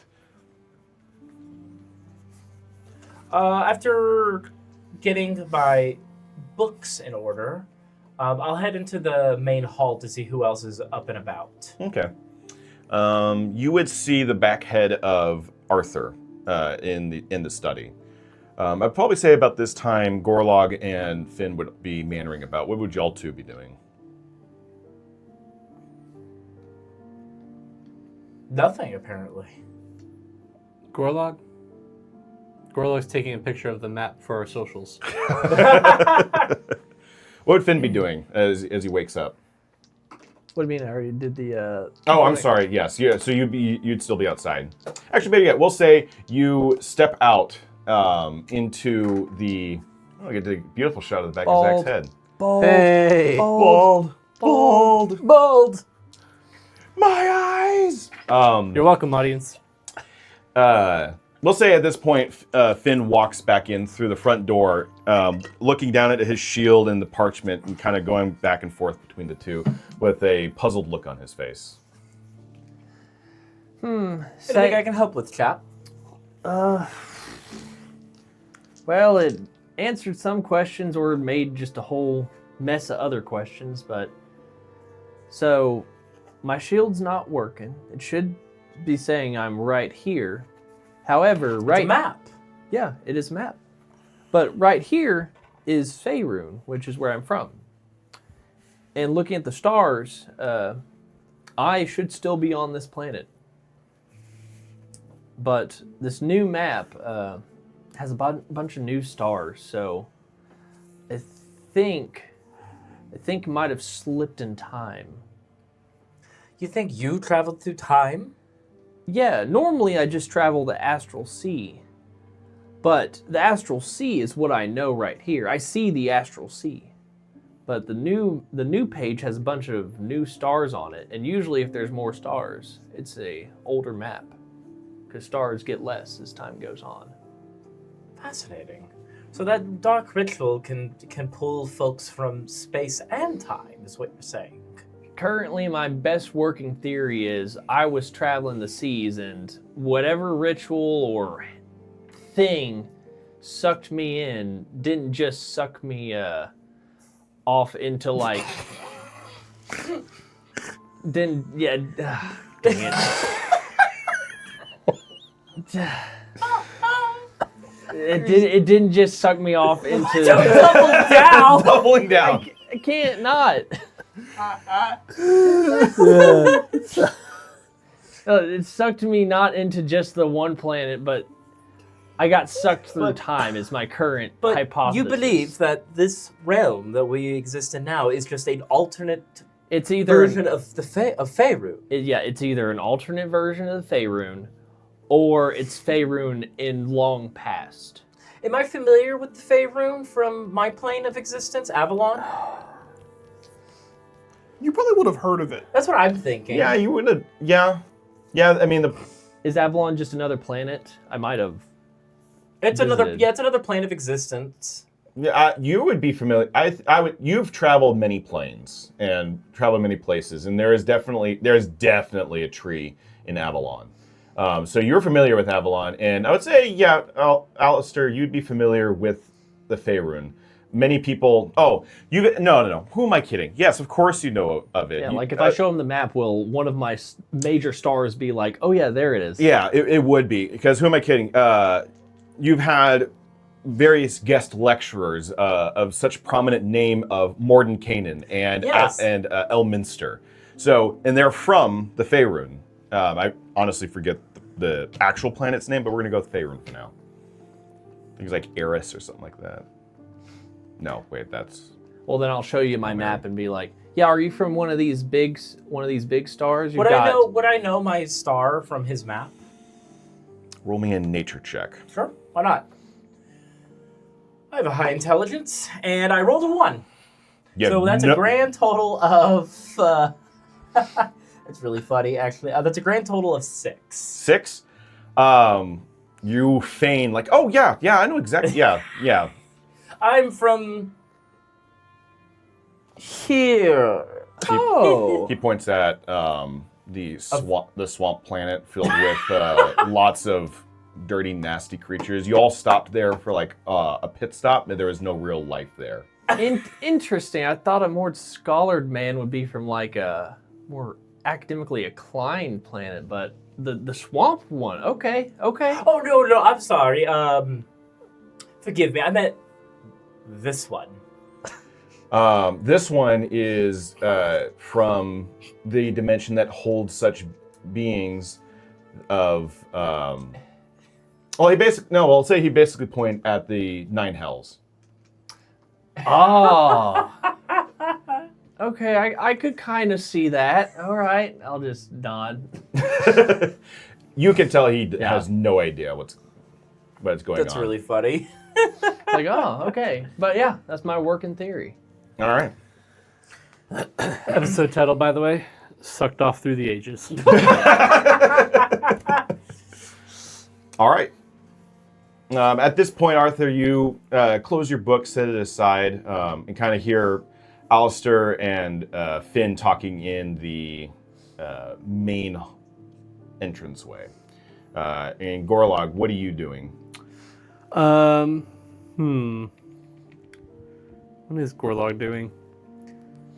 He comes out of his room, and if everybody's already gathered, they see fresh blood dripping from the rune on his arm, and his sword is glowing with that radiant light yet again, as he is preparing Rite of the Dawn for this upcoming battle. All right. Is the sword sheathed, or is it It's on his back. It's on his back? Yeah. Is it? Okay. Yeah. And so he walks out, and he says, Is everybody prepared? As prepared as I'm gonna get. Yes, and then some. Excellent. The only one I'm worried about is you. Undead, if there are ghosts and specters, they do tend to resist iron. It's a good thing I don't use iron. Oh, perfect. Oh crap. Real quick. I'm actually gonna run outside and just get Lancelot and usher him up to like the attic. Oh, okay. Just make sure he's protected and like All right. not letting this bestest dog, boy. Yeah, Yeah, not letting the the bestest boy go. Lancelot in 2 hours. The treasure! It's But see, the line getting cut off is not him dying. It's the spell for speak with animals. It cuts off right there. That would be hilarious. All right. You go and grab Lancelot, bring him inside. At this point, the guards are starting to like form up and go around the mansion. The doors to the Burgomasters' office is open, but the Burgomaster is not there. Presumably, he's probably upstairs, resting. Did you all want to wait for the battle to commence, or did you all want to go speak to the father beforehand? It is 8 o'clock. I think we should, because like we don't really have an idea of like when the stuff's going to arrive. I would be inclined to just be prepared for it. Yeah. Like, I would be before inclined the to be attack prepared for it happen. as well. We're in lands we are not familiar with, and Okay. this kind gentleman has asked us to protect his home. It's the least we could do, for free room and board. essentially. And money. Yes. And money. So we can visit the father on the morrow. All right. I'm also feeling a little better about my location situation now. Here. But yeah, now I just get to ask different clarifying questions to the father. All right. So as I set up, roleplay and talk amongst yourselves. Finn, you turned into a lion in the basement of the house. Oh, yes, I can do that to a couple different animal shapes. How do you do that? Well, You see, druids are in touch with the natural I relief. asked Finn. thank you. Very well then. Well, you see, the druids can shape nature to their will. We're at touch with nature at a very, very, very close level. So if I have examined an animal good enough, I can will my body into shifting into that animal. Ah, so you laid in bed with a lion. No, I know druids who have. I have not done What? that. Hey, there's some freaky circles out there. We don't And talk he's not about lying. them. Shut up. So, Pause. The amount of times I've heard that joke. do you have to see the animal or can you see a drawing? I have to see. That is a good question. Does Gorlog Little just, voice in my does head Gorlog called just, the DM. Does Gorlog just pull out like a really crude drawing of a monster he saw once? He's thinking in preparation for this fight. Like, What? He shows it like a really crude drawing, and then he wild shapes into a stick figure trying to Doodle Oi, Bob. oi, me, oi. Oi, oi, I believe I have Teeny to. I believe I have to actually see it in person. You do. You have to have seen the creature and study it. Either- I've seen many beasts in Intimately. Schultz, so I was I was curious. avoiding that word. Yes, I've seen quite a few planes travelings from. Have you been to Schultz? I might have. Can I roll to see if I've been to Cholt? Well, you are from the plane. You're asking for a Velociraptor, aren't you? well, there's something. Yeah, let's try that I again. don't get Schultz those is in till- the location for Tomb of Annihilation? Yeah. Really? Huh. Yeah, Cholt is home to dinosaurs. Yeah, I know. I And ran lizard people. No, you never made it that far west. I can't say I've made it to Cholt before. Fair enough. Yes, but I've seen many other stuff. Have you been to any zoos? Oh, of course, every big city has a zoo. Yes, and some have very unique animals in them. Like Velociraptor. Like velociraptors. We'll cross the dinosaur bridge when he allows it. What CR even is the dinosaur? Most of them are relocated to 2, so they are basically a big chunk of what I can shift into. I just can't remember. Is the interpretation of Velociraptor the Steven Spielberg Jurassic Park one, or is it the original intention where it's a tiny creature, I believe they're more like Utah Raptors. which is the tiny one? The bigger ones. The bigger ones. Okay, got it. I believe. I don't think know off the that's top of right. my head. I'm sorry? I think that's right. I don't know. I don't know dinosaurs. I can Also- shift into the Bronchiosaurus, like the swimming one, and just waddle around. Danny would know. Plesiosaur? Plesiosaur? Is that the one I with think paddles? I think so. Yeah, Plesiosaurus Yeah. is correct. One thing I don't like that Baldur's Gate 3 does is it allows you to wild shape into an owlbear, which is not a beast. Oh, yeah. They did it because I'm fine with that. It's video game. they did it for the same reason the movie did it. They did it because it's just a Yeah, it's a they- popular entity. Video game fight it. Isaiah let you become an owlbear. That's because of other circumstances. I feel like you true. can shift around the rules, you know. Mm-hmm. Well, Yeah, there's you also a lot of other surrounding stuff for that. As we'll set up for the battle, and we'll be right back. And we're back. All right, so I need everyone to roll me initiative. Yeah. Woo! Baby. Oh shoot. Okay. Damn it! I should have just kept that one.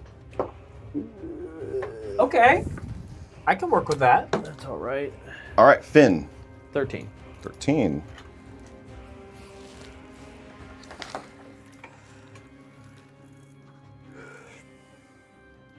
Alistar, 19. 19. All right.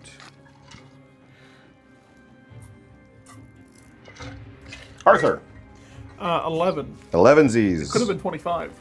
Could- What? The Jeez. die fell off the table. Oh. I wanted to roll it on the top. Gorlog. See, I think the best strategy is let them come to me. 5. 5. You know what? That's a solid strategy. All right. So, we'll put this all in order.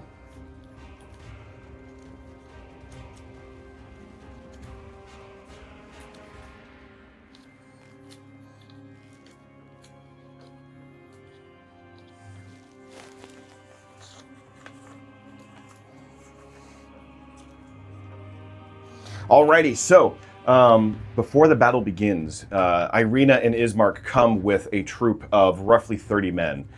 After talking quick strategy with Ismark and Irina, Irina is going to stand in the window in the main lobby, while Ismark leads his men around the north and east. But for the battle purposes of today, the GM screen here is north. So, to the north and to the, let's see, West. That's west. If that's north, that's west. Yeah, my perspective is a little off. I'm looking down. Sorry, threw myself for a loop. So the north and west is secure. Well, secure with the guards. You all augmenting the defenses towards the east and the south. So with Irina and Ismark at your side, I also need to roll initiative for Irina. Just realized.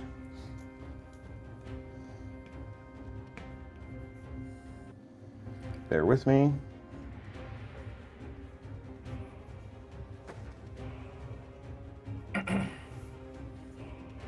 Okay. This will start us off with the zombies. Zombies number 7 and 8.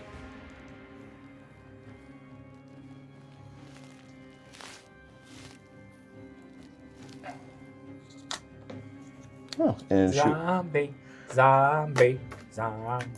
Hey. All right, so zombie 7 and 8, which are... Number 7 is here. Number 8 is here. These All right, two. those two right there. They will start to bash. So, to further describe this, Arthur. Actually, I'm totally missed it. Everybody describe where you are and where you're posting up, ready for the attack. Gorlog is on for the GM being north. He's on the east side, which has some of the fortifications that we set up earlier. And he's currently facing off with 4 zombies on the outside of the wall. All right, yeah. Arthur, where are you posted up? Arthur is posted up on the same side that Gorlog is on, facing towards the 4 zombies. I believe this would be effectively be east. Mm-hmm. And he's ready to start shooting some zombies. Alrighty. Alistar. Alistar has taken the most strategic position he could find inside the house. The basement. Inside the house. But more importantly, he noticed that the study has 3 windows on each side of the house, which he feels would be a decent spot for casting spells from as needed. Fair enough. Finn? Yeah, and then Finn, I just put in the center of the house just so I could have eyes on everybody, just in case I need to support one side versus the other. Because if I'm in the center, I can move Moonbeam to wherever I need to move Moonbeam. Smart. Alrighty. Perfect.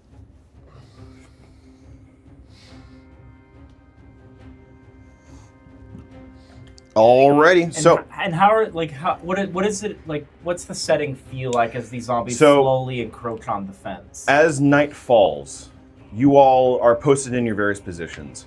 There is some time, probably an hour or so, before Arthur, with his high position, notices shambling mounds and silhouettes coming out from the forest.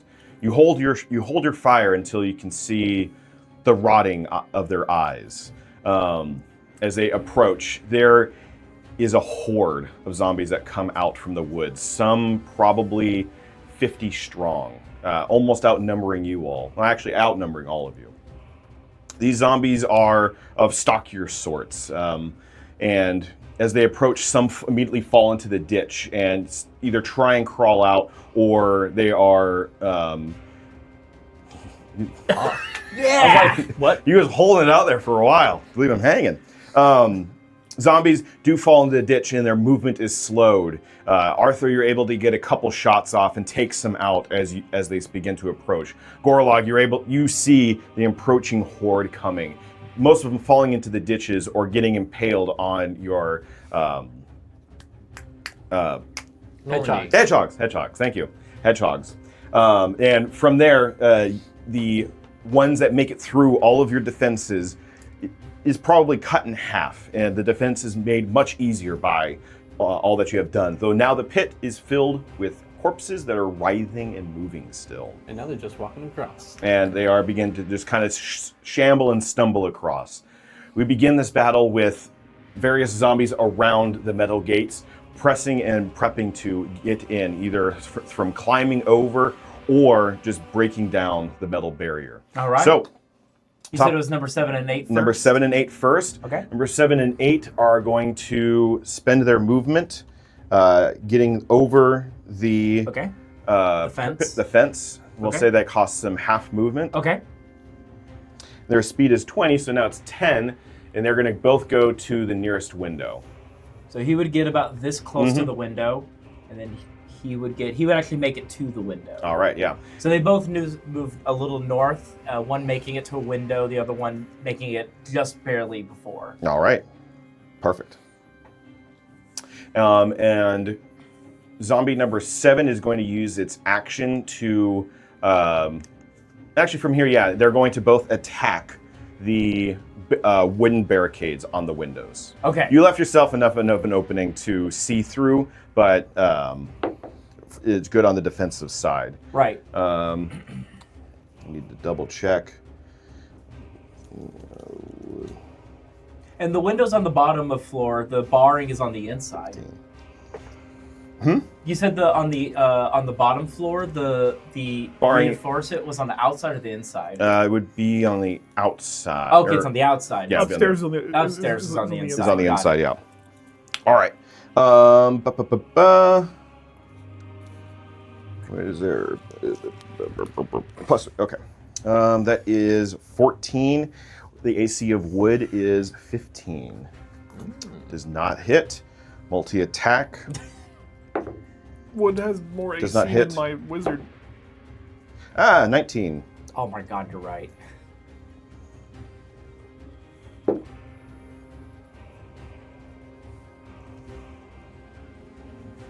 We'll say that. So it rolls 1d6. D64.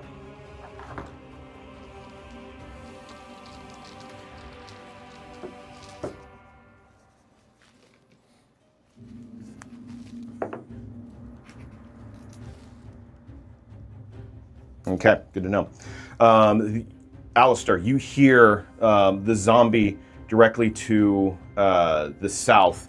You hear it clawing, nails breaking on the wood, but you hear it beginning to pull and push against the wood, wood splintering under its heavy impact of its shambling body. That would conclude, we'll say, 7's turn. Now it's 8's turn.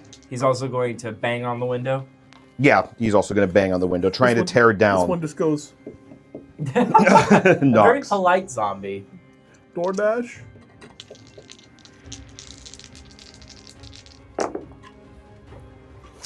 Okay, 2 hit, 1 with a natural 20. It's good he's using it on Four, a boarded up five. window and not us. 6.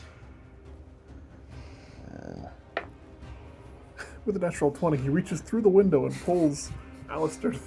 All right, the one It's a that long limb if you did that. the I'm far one away to from the window. the direct south. Yep.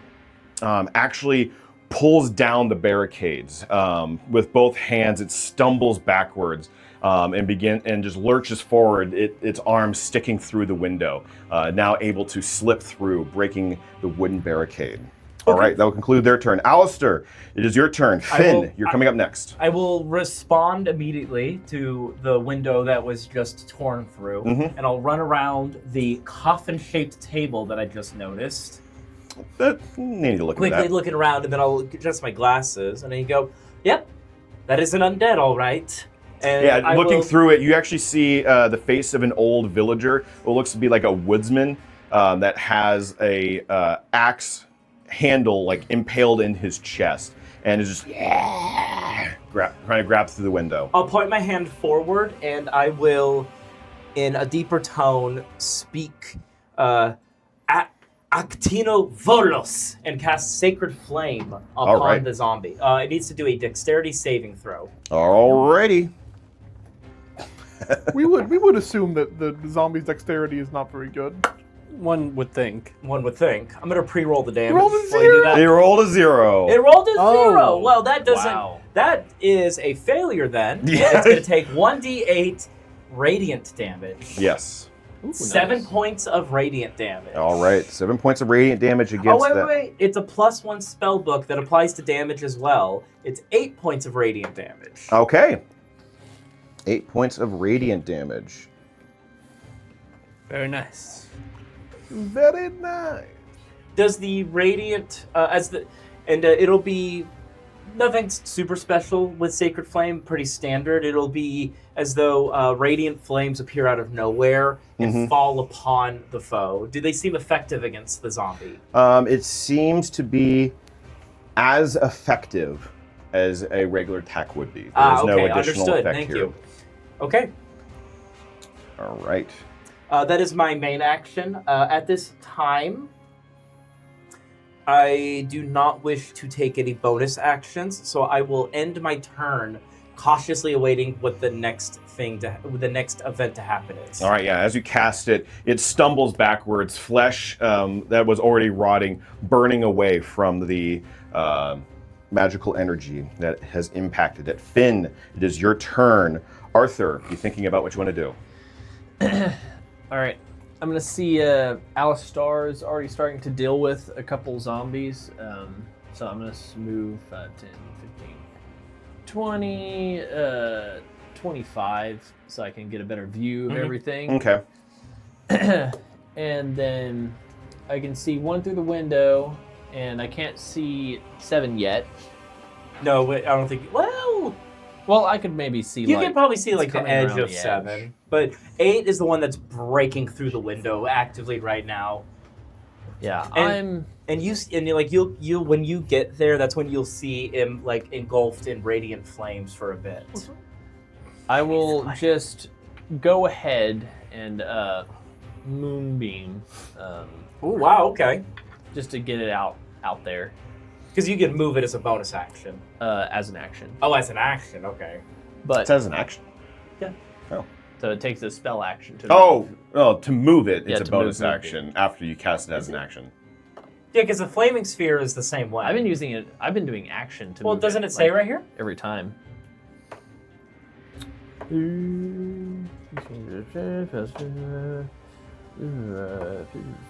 The fun part of D&D, ladies and gentlemen, rule checking. I thought it was math. No, that's also Take part a of it. magic action on later turns to move the cylinder. Oh, he's so right. it It's is, a it full is an action. You're correct then. All right. So where are you putting it? All right. You also have your little marker, so you can put it down. Yes, I do. All right. I see he has that one kind of dealt with, and I see another one starting to make its way over. So I will clip number 7 with a moonbeam. All right. And it needs to make a con save. Is it a verbal and somatic? Yeah, verbal, somatic, and material. Well, you can use your... Do you have an arcane focus? I do. You can choose to just have your arcane Yeah, focus I'm just be the material. Gonna raise my staff and say, "Moonlight guide you." Okay. All right. It rolled a 14. That fails. All righty. Roll damage. Damn. What's your spell save DC? 16. Oh, yeah, same as mine. Nice. It'd be 2d10. The same as Felonia, so level 6 or 5. Yeah. That is a 10. I need another one. I'll just roll that twice.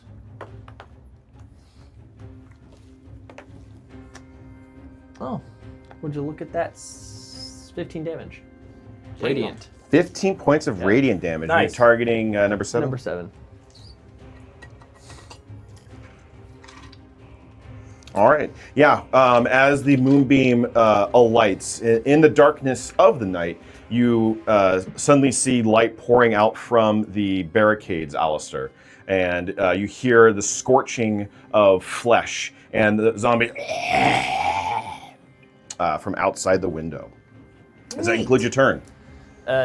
Yes. Alrighty. It is zombie number 3 and 4's turn. Right here. It is going to spend half its movement jumping over the wall, both of them. So that is 10 feet. And then they're going to move 10 feet closer to you, Gorlog.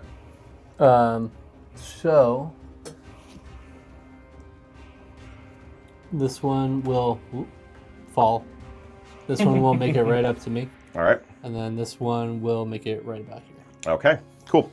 3 and 4, so 1 will be right there. The number 4 is going to use its action to move up to you as well, Gorlog. Flanking you. Dashing. So he's going to use an Dashing. action to dash. Dashing. One action. more to the south. Shoot.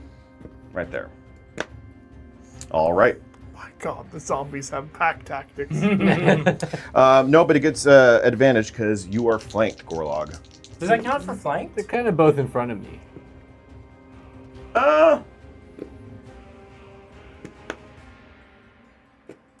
Yes, it's in front of you. They're both in front of you.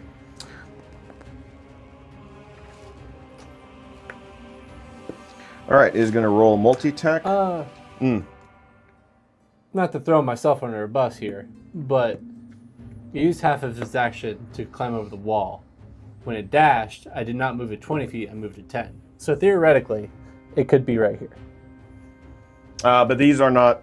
These have an intelligence of 3. It doesn't. It is just going to go walk up right to. up to me and attack. Yeah, it's going to go up to attack. It goes to the closest square, is what I think Isaiah's going for. It doesn't think I was enough to just trying throw strategize myself that way. under a bus. We're playing on normal difficulty, not tactician difficulty. Yes. Where is it? Isaiah is well aware I throw myself under the bus. All right. Well, the highest roll it the got same thing. out of all 3 was 12. So as it goes to Gorlog takes his great sword and kind of deflects the attack and is ready to counterattack when it is his turn. Yeah, the zombie, you see one come up, but it is moving too slow. The other one goes in for a bite. You hold your sword up, it bites into the pommel. It goes to with one arm to slash at you. You take the pommel, opening your hand, and push it away, and it just swings and misses as it's like pushed back. All right. That concludes Zombie 3 and 4's turn. Zombie 1 and 2's turn. Arthur, you're coming up next. So Zombie 1 and 2 are going to spend half their movement getting over the barrier, and then spend all of its movement, number 2 especially, to get to you, Gorlog. And then number 1, it sees fresh meat, so it's going to also go straight to Gorlog. It could. Right here. That's like 15. Its movement is 20.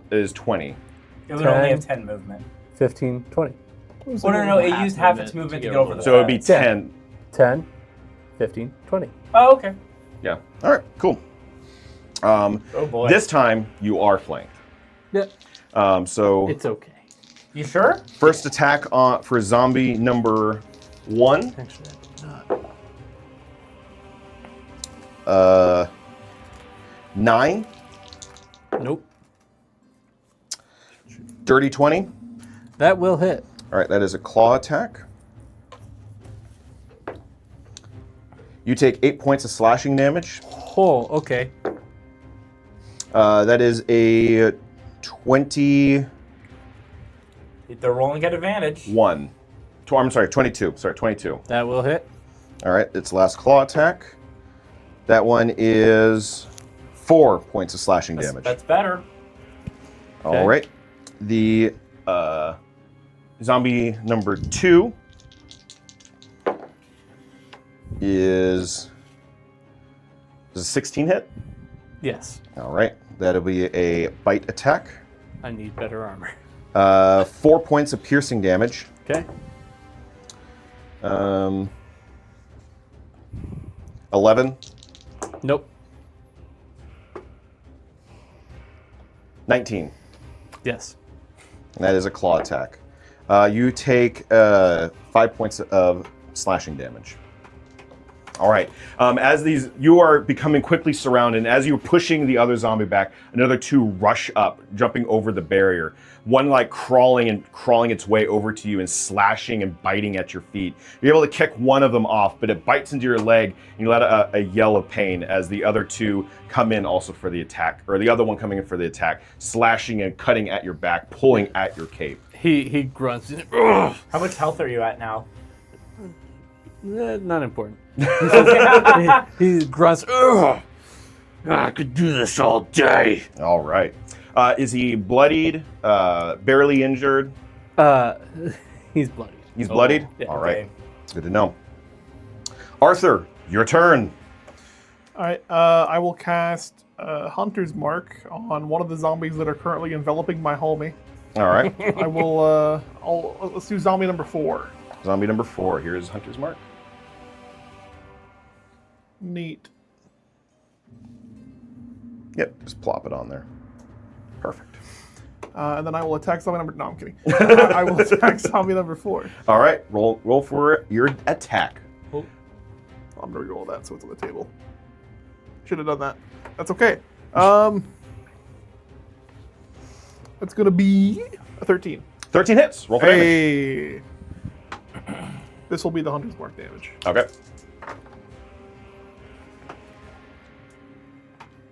It's force damage, right, for Hunter's Mark damage? I can't remember. Correct. Okay. Yes, Yeah. force damage. Correct. Okay, that's gonna be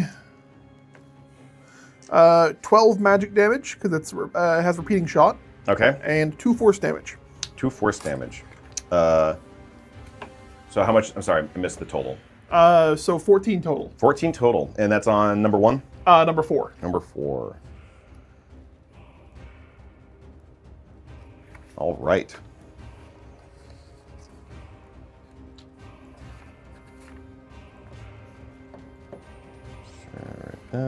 All right.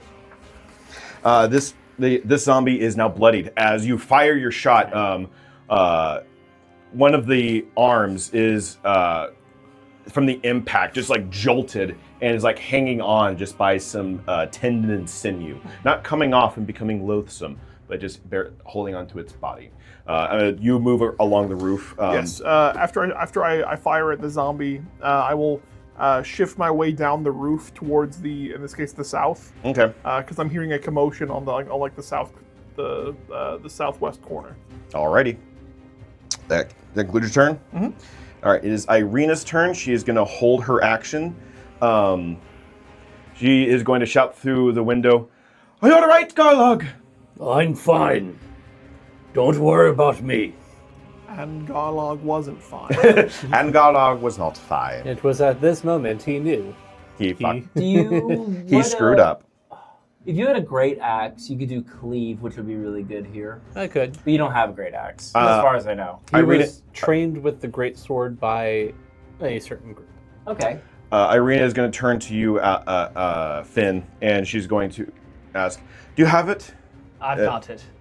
She nods and then kind of holds her sword out, ready to attack, and she's just going to hold her action for any enemy that gets too close to her. All right. Gorlog, your turn. Gorlog turns to the one that is, well... So I will say, the only one that's around you, number 4, has damage and is bloodied. Yeah, he sees Arthur's shot come down and strike true. Gorlog looks up to the roof and gives a curt nod and brings down his greatsword on number 4. Alrighty. Let's roll that. Let's roll it. See it. That will be a 14. Yep, Yeah. that hits. Roll for damage. And Is your mutagen thing active right now or no? it is. It is. Yeah. You took some time to drink it before the fight and started. Yes. Yeah. Are they undead? So that will be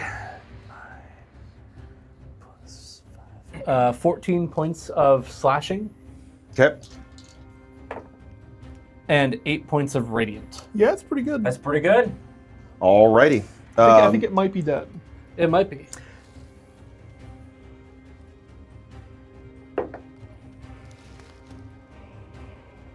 Although it probably has undead fortitude or whatever it's Probably. called, where you have to like roll a crit.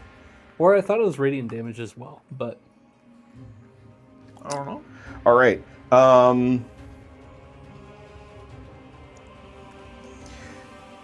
You cut the leg of this zombie, and it continues to like shamble the leg, almost like hopping forward. But the zombie has taken too much damage, and it just collapses. The leg also falling to the ground. is it dead? It is dead. You Yeah. remove, Sweet. and remove it from the map. Is it re-dead? No, Let's it just hold is on to that. dead. Is it Re-Dead Redemption? It is not Re-Dead Redemption. 2? No, the Undead Redemption was number 1. All right, you hold on. No, hold on to it. Alrighty. Gorlog is going to. You see him kind of like tense for a moment, like he's about to run, and then it's actually just adrenaline running through his body as he gains 2 temporary HP. All right. You're doing that again. Smart. All right. This is a bonus action for you? Yes. Yeah, Yeah. makes sense.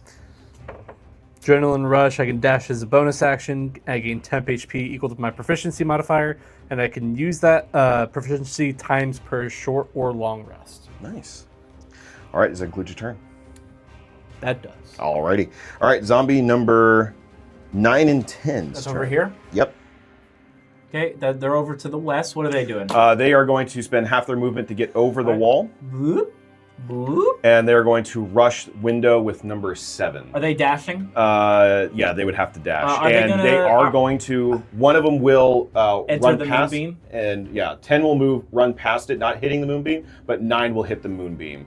And So, is he going to sit in the moonbeam? yeah, it's going to have to sit in the moonbeam. Okay, so 9 is in the moonbeam right now, trying to bang on the window, while 10 is right outside of it. Correct.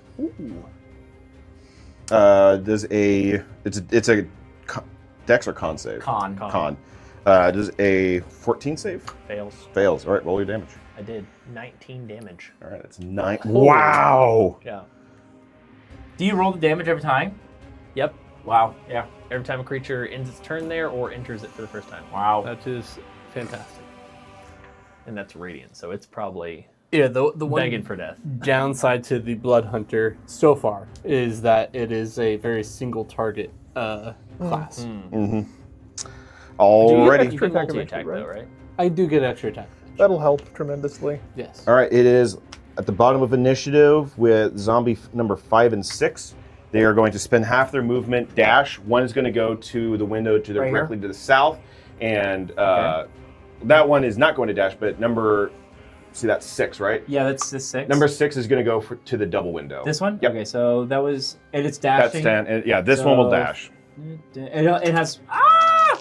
I'm dead. Man, I'm dead. Okay, so this one used its action. Number 5 still has its action. Oh wait, I'm sorry. These are different. Oh, they're different. Yeah, put 6 back Back? over the wall. Over the wall, Or, okay. no, not over the wall. Like as it jumps over the Okay, wall, right it's going here? to hold there, and it is going to.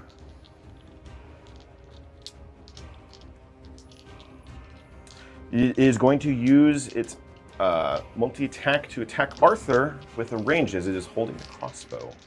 Zombie with a crossbow. That's a first for me. Does Thomas get high ground rules? Like, the attack would be a There's no disadvantage. Anakin to jump over him. I have the high ground. Don't try it. But the attack would be a disadvantage since Thomas is above him, Is that how that works? isn't it? I'm fine with that. I don't know Yeah, if that's a high good ground roll. is in the player's rulebook. Let's see. I think it is. Would I have cover though? From like Being up there. Where I I'm would say positioned. I would say cover probably. There is a chimney right there. more importantly, could it see me? Base rule: the handbook and DMG continue a specific modifier on high ground. Oh, no, you're right. Most of the time they just say cover, but for my sake, we're going to say it gives no benefit for being on the high ground. Huh.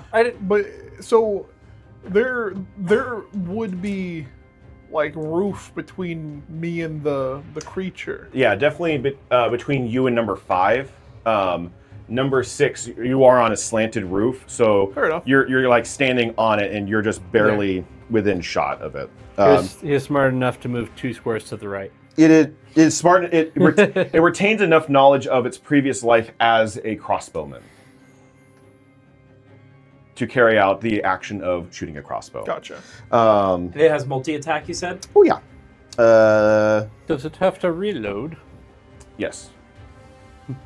15, 15 does not hit.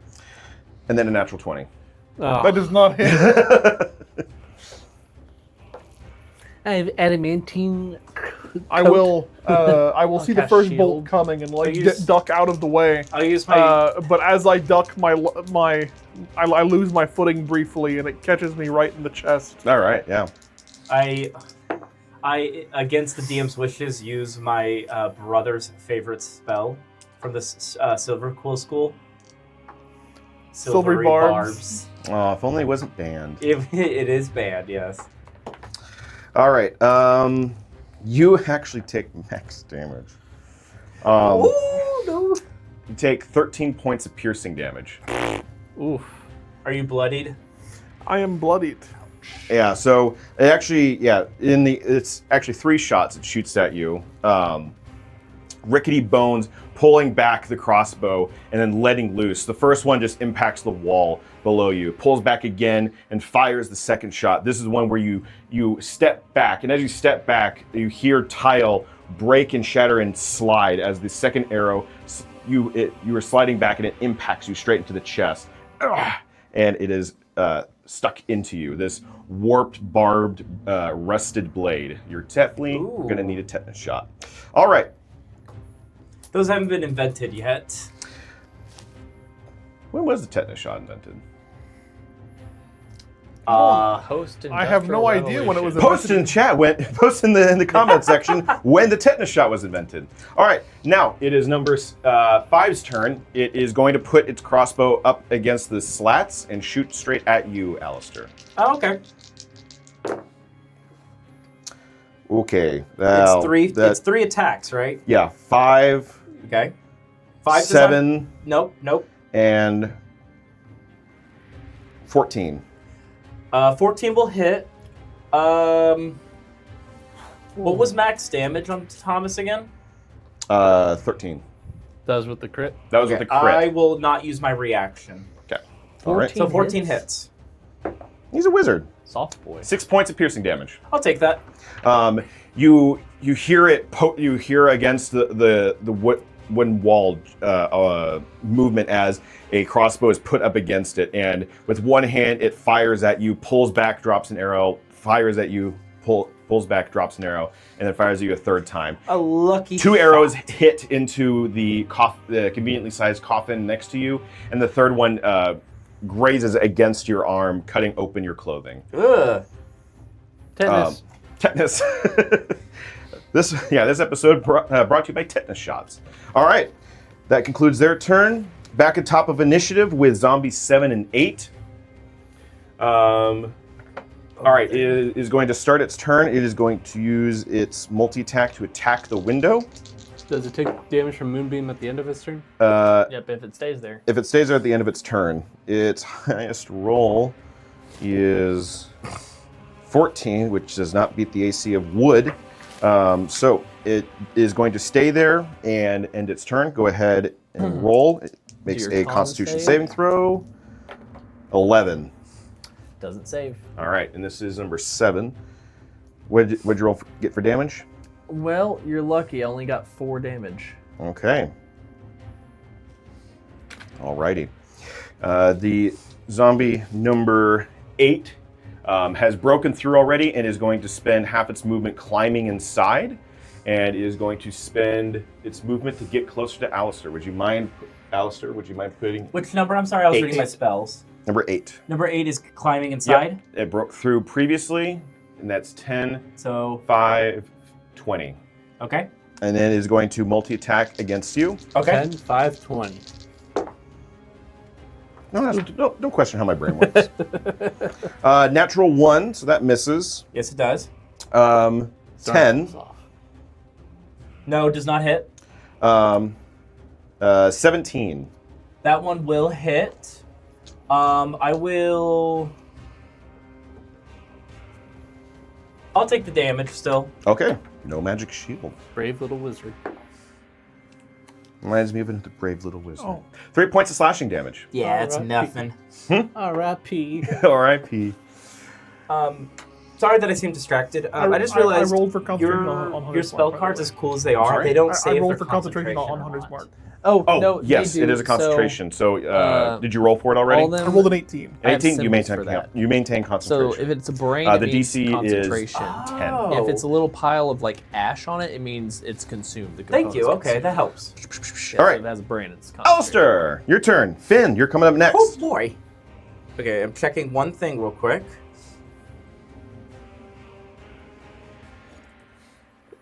I want to know if a spell in my repertoire is concentration. It is concentration.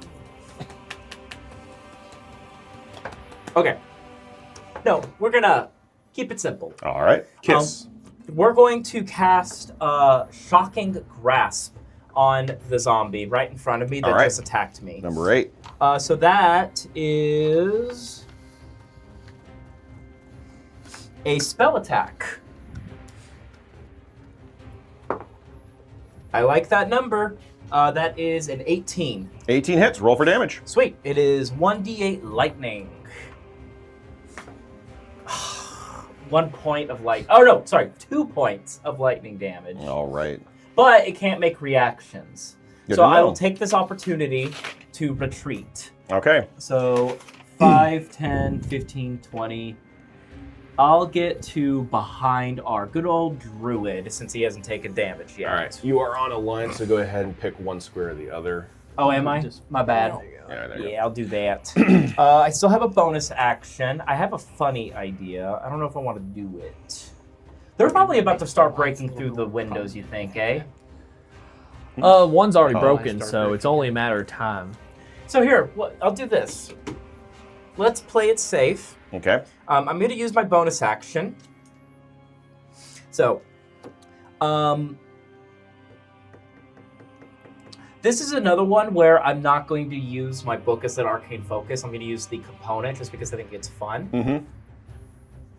And I'm going to whisper. I'm going to whisper lightning into my hand and reveal a hot pepper that's there, and then I'm going to consume the hot pepper. Ah, I see. All right. And then that's going to be my bonus action, and Okay. I will end my turn there. All righty. To be seen on a later turn. Finn, your turn. Arthur, be thinking about what you want to do next. All right, you retreated, so you're good. I'm gonna see Gorlog is getting overwhelmed, so I'm gonna flick my staff. You're gonna see Moonbeam disappear over there, and it's gonna be like Moonlight guide you, and Moonbeam's gonna spring up right in front of you. Beautiful. Can you move it that far? Yep. Oh, that's the It's reason 120 it's an action. feet. Yeah, that explains it. Because So for Flaming Sphere, you can only move it 20 feet as a bonus action. The fact that you can move Moonbeam that far is nuts. yeah, I wish it was like a laser, but it's not. I mean, it kind of is. It's just an orbital strike. It's is a- all. Yeah, it's normal. It's a strike. laser coming from the supposed panel on the moon. I'm kidding. I'm kidding. I'm kidding. Panel on the I'm moon. kidding. Yeah, I bounce my druid panels off of a mirror. There you go. I think I have that set up right.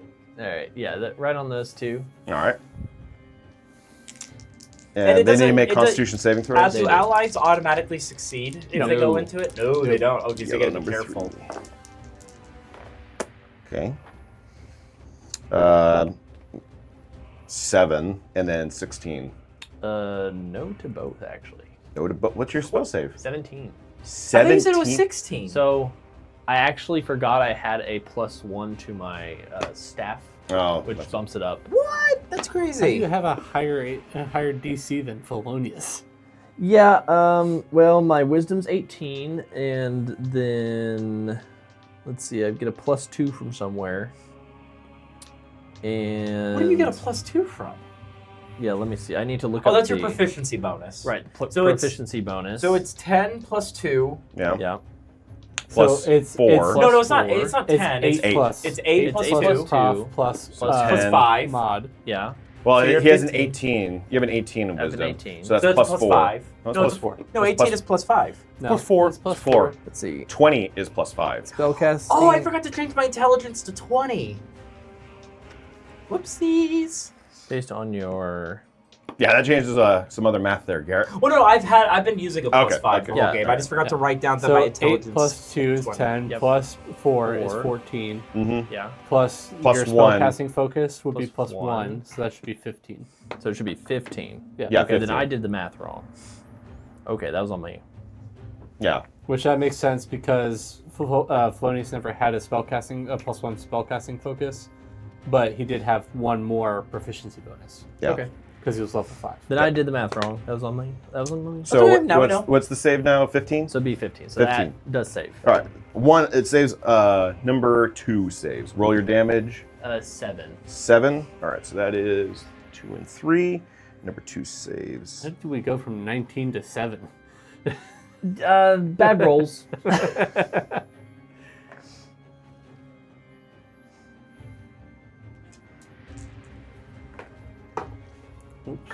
Alrighty. Does that include your turn, Alistar? I'm Yeah, sorry, my Finn. turn's been Finn. over. Sorry, Finn. Yeah, I'll end my turn right there. Alrighty. It is zombie 3 and 4's turn. They know when they're stupid, but they're not so stupid to. 4 is dead. Yeah, I knew that. 3's turn. 3, it knows when it's being hit and is going to sidestep. It And- knows when you're awake. And is going to attack you, Gorlog, with advantage since you are flanked. Yep. First attack, bite. Yeah, that's a 22. Give me the damage. 4 points of piercing damage. Okay. Claw attack. That is dirty 20. That'll hit. I'm just going to roll the other bite or claw attack. 18. That'll hit as well. All right. 11 points of slashing damage. Okay. Alrighty. You're still standing. That's what counts. The zombie sidesteps the moonbeam, aware enough to not stand in something that just hurt it, and is going to slash at you for 3 attacks. All right, clawing into and pulling at your flesh more than you would prefer. Yes. All right, it is zombie 1 and 2's turn. Zombie 1 is going to attack you with advantage.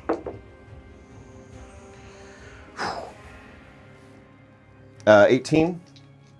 Yep. This is the bite. Oh, 2 points of piercing damage. Okay. Claw attack. 15. Beats. If it meets, it beats. Claw attack. All right, roll 20. All right. Woof. First natural 20 hit. 13 points of slashing damage. Regular attack is 3. So that is. Let me see the PHP real quick. I gotta look something up. Okay. Give me one moment. All right. Are we reaching overkill already? Not quite. Okay. Species. Oh, your orc I think thing. 198. 195. That was very close. Okay, so the second attack was a nat 20, correct? Yes. Okay. The What was the third attack? so it was the third attack. So the second attack was the normal one. Because I just wanted to roll to get all the damage out of the way. So the second one was the one that was 3 points of damage. Oh, okay. Was 3 points of damage. Mm-hmm. And then the natural 20 Was the last one? Was the last one with the 16. Okay. So, what everybody, well, I guess what Arthur and Irina and yeah, I guess Finn. most everyone sees as Gorlog gets like a very vicious attack across his chest. He drops down to one knee, and then he plants his greatsword in the ground. Not yet. And he stands back up, and he's ready to try one more time. Alrighty. Hell yeah. Well, that Have you missed an attack yet? Was that? Have you missed an attack yet against a I target? don't believe So a couple during the basement of the death house, yes. But then we remembered. Yeah, that I was the asking for greatsword- this one because I Yeah. remember that since you're using Greatsword, you have Graze. Yes. Okay, just want to make sure. All right. Not missed That's yet. cool though. Yeah, as the zombie attack claws at your side, you go down to one knee, but you stand back up defiant, and you are not going to let this zombie take you down. I love the aura farming, Zach. Can I ask a very bold question? What was the plan standing outside during this? I love you. to draw the attention of the zombies, so that way we can focus more on. You've got their attention. Yep. All right. Gorlog is very much so. He's more barbarian than blood hunter, but he's a blood hunter. All right. Yeah. Reckless but brave. Honestly, with none of the DR. honestly, Exactly. getting level 1 in Barbarian just to get Rage would probably benefit you. Oh, hugely, yes. Oh yeah. Well, as for the level up, which is not happening yet. Arthur, your turn. Gorlog, you're coming up next. Okay. I was thinking about that the other day, doing a level in barbarian and having that be like almost like a like pre-story, Yeah. like, and he just hasn't kind of gotten to that point yet where he remembers his lineage. All right, so I can either return fire on the jerk that shot at me, You do you, or I boo. can help you. Do you want the help? Gorlog is too proud to ask for help. Because I'm asking Zach right now. Zach is too proud to help. Ask for help. Zach would 'Cause- not say no to help. Because I also feel like this guy's gonna shoot at you too. If I Yeah, don't, maybe. because it's Just remember, Sly, remember to use your bonus action to move your hunter's mark. Yeah, before use your firing. bonus that's action. why that's why I've been holding it so Yeah. I don't forget. God, I love those games. I do too. I will say the skeleton is continuing to focus on you for its attack. Gorlog is surrounded, and only zombie number 2 and 3 have faced any damage. What would Arthur Number do? 1 is still as unhurt, Okay. but rotting. What would Arthur do? He seems like a master strategist. No, he just aura farms. Coat Okay, so flapping in the wind. which one of these failed the check? That would have been number 3. Number 3 failed the check. Mhm. Okay, I'll put Hunter's Mark on 3, Okay. and I will shoot at 3. Yeah. All right. Yeah, you would see that one is a little bit more hurt than A bit 2. more singed. You would And also more see, singed, you yeah. would also see that it would get rid of the advantage that the other 2 zombies have on Gorlog. Yes, Arthur's going, looks like the zombies have advantage on my friend. The upper hand. There you go. The upper hand. Okay. That's a good number. Yeah, we take those. It's going to be a dirty 20. Dirty. What did you roll? 12. Wow, plus 8 to hit. Damn. All right. So, Okay. plus, so 5 for dex, 2 for proficiency, and then plus 1 because it's repeating shot. Yeah. Yeah. Oh, I know. That'll do it. I know. It's a All right. beautiful thing. Yeah, that definitely hits. Roll for damage. Cool. Dude, I rolled so low for damage sometimes. It feels like I okay. like those numbers. I like those numbers That is like this, so I can stop having to move it out of the way. So that's going to be 14 magic damage Okay. plus 4 force damage. Okay. So All right. 18 total. I don't know if it matters. too. That's gotta do it, right? like the types. I do appreciate splitting it up because sometimes it matters. All right. With the other shot, the crack of the gunshot echoes through the night air, echoing and reverberating awkwardly by the surrounding trees. Gorlog, you see the zombie's body that clawed into you as you've been death staring down. Its body twists as you see a explosion of rotten flesh come out from its body. You can see most of the ribs are gone. Half of the hip bone is broken, and you can see the spine just barely holding on as it's like eking over like this, just barely holding on. What? That's crazy. All right, Arthur, does that conclude your turn? Okay, so for my movement, I'm going to move up like the roof a bit, Okay. and I'm going to take cover from the crossbow zombie on like just the other side of the roof. Okay. Perfect. You are now obscured. Good. Now he'll come after me. So Alrighty. he can still see me. I'm just in cover. Irina is going to sheath her sword, grab a crossbow from the wall that's hanging there, and she's going to take it and fire. Actually, I've been having better rolls with this die.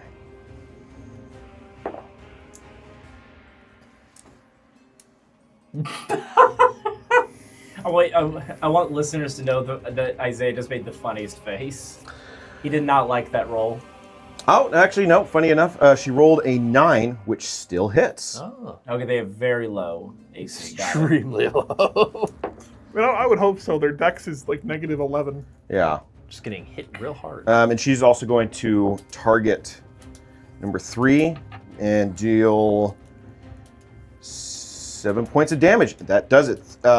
Hey. Irina coming to the rescue to you, Gorlog. She fires a shot and her.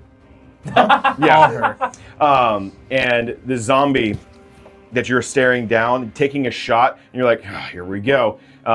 The arrow goes straight into the zombie's head. It collects off to the side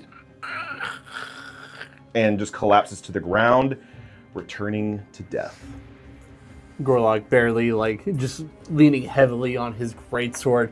Ah, so you're not just a pretty face. No, this woman's got some bite. You got this, Gorlog. She's going to go and load another shot. All right. Gorlog, your turn. So I know we talk, we kind of crap on Baldur's Gate 3 and its interpretation of the rules of Dungeons and Dragons, but Sure. You guys do. I Could think a, it's great. could a shove be a bonus action? Did you shove a bonus action in BG3? It is.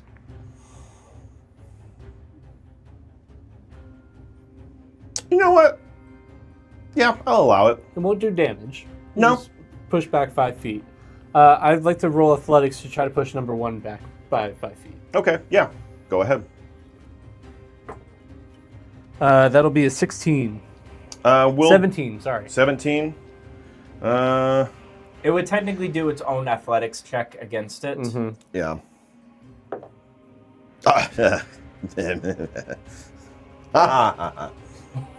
7. Oh, perfect. So yeah, Gorlog with his left hand just takes his forearm and shoves All right. this zombie back by 5 feet. Yeah, the zombie just stumbles backwards. And then he's going to... Moonbeam is still there. If I move away, I could get hit. He's going to, once again, you see his body tense up, and he's going to adrenaline surge once more. Okay. Last use of it for the day. And- Action? Is it an action to do that? Oh, sorry. He's not going to do that. Yeah, it's a bonus action. Yeah, it is. If a you bonus want action. to, you can use I could, an action yes. as a bonus action. We're not going to do that. I'm Okay. going to attack because that is the smart thing to do at the moment. Yeah. Number 2. Still in the Moonbeam. Still in the moonbeam.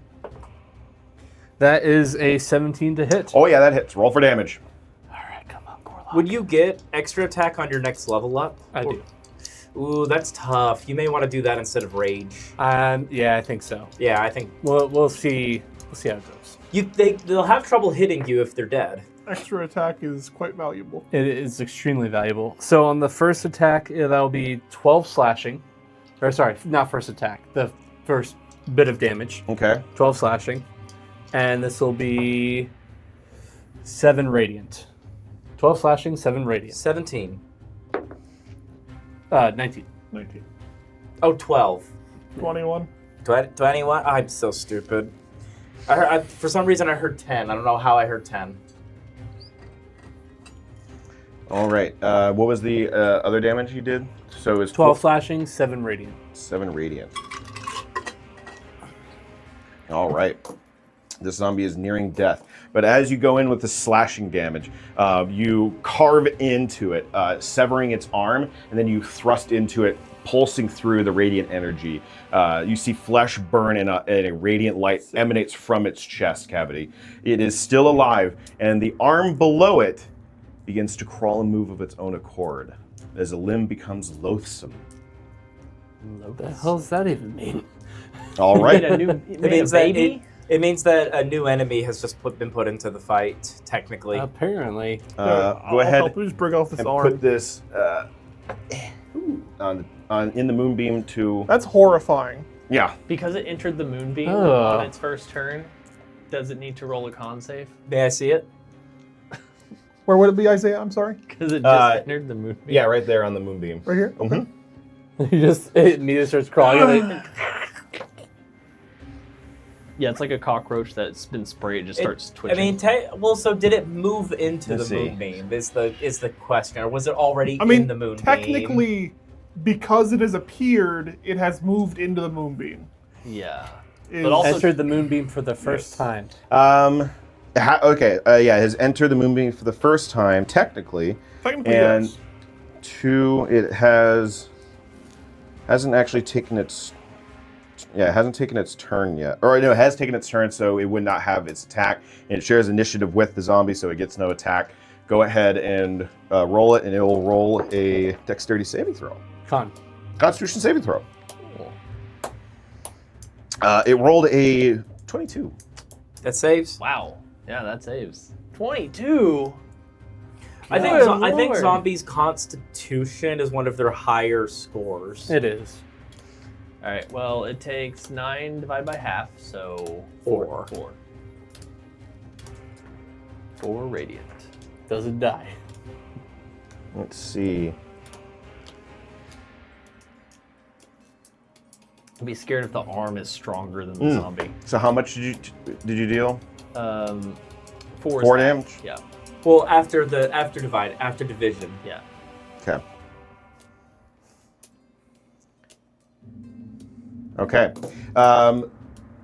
The severed arm is singed along with another pulse that hurts the zombie as well, because they actually share their HP. Oh. Oh, okay. Cool.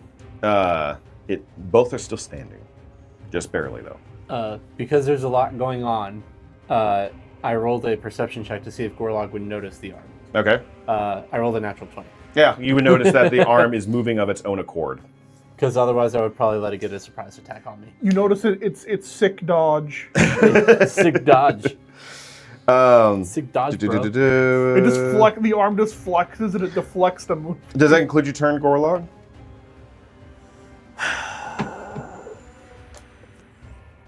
Unfortunately. Alrighty. It is zombie 9 and 10's turn. All right.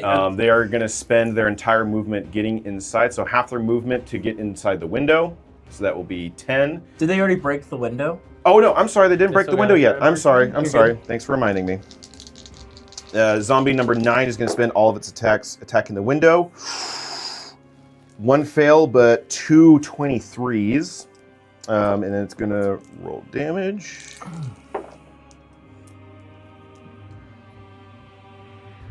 Yeah, that will be enough to tear down this barricade. It breaking it apart for number 9. Number 10 is going to spend half its movement, so 10, and then move closer to the group of Over here. over here. So that would be boom, and then it would technically be here, but that's a bit occupied. So that's the well, closest good I thing can it do. uses action surge, or uses its action to move another 20 So it's gonna feet. dash. Yeah, it's going to dash. Another 20 feet. Mm-hmm. So 5, Yeah, thank you. So if that was 5, so 10. And then, 15, 20. Yep. Okay.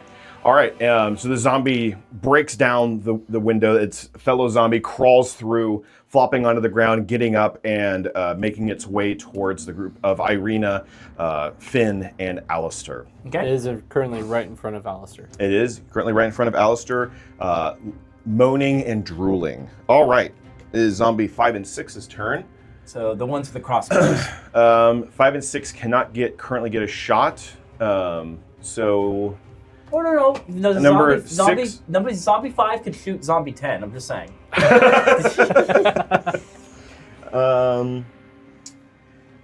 Number 5 is going to use its attack to tear down the barricade. Okay. 2 fail, 1 natural 20 and 1 23. Natural 20, 7, 8, 9.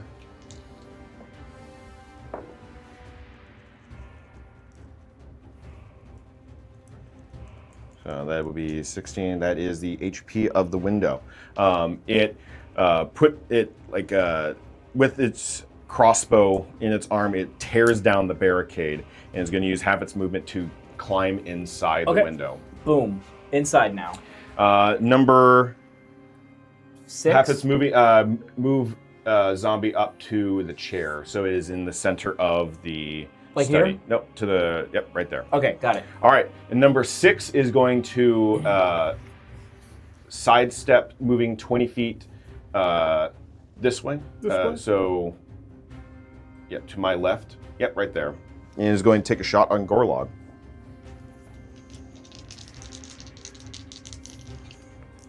Actually, So long, farewell, bidders and goodbye. yeah, no, it logically it would attack you, Gorlog. Yep, that's fine. Is it intelligent? Intelligent to discern a good shot when it sees one.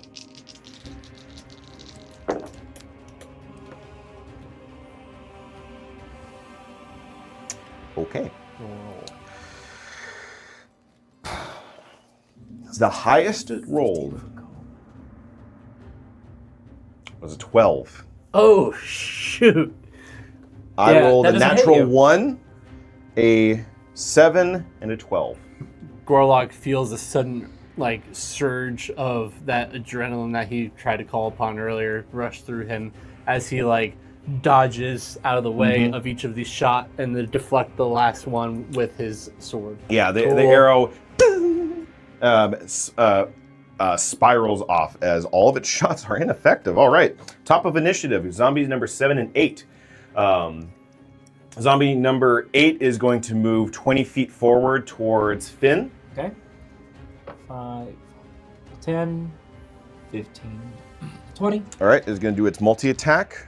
First is the bite, natural 20. 1 hits. What? Stop Again? rolling natural 20s, man. I can't stop, won't stop.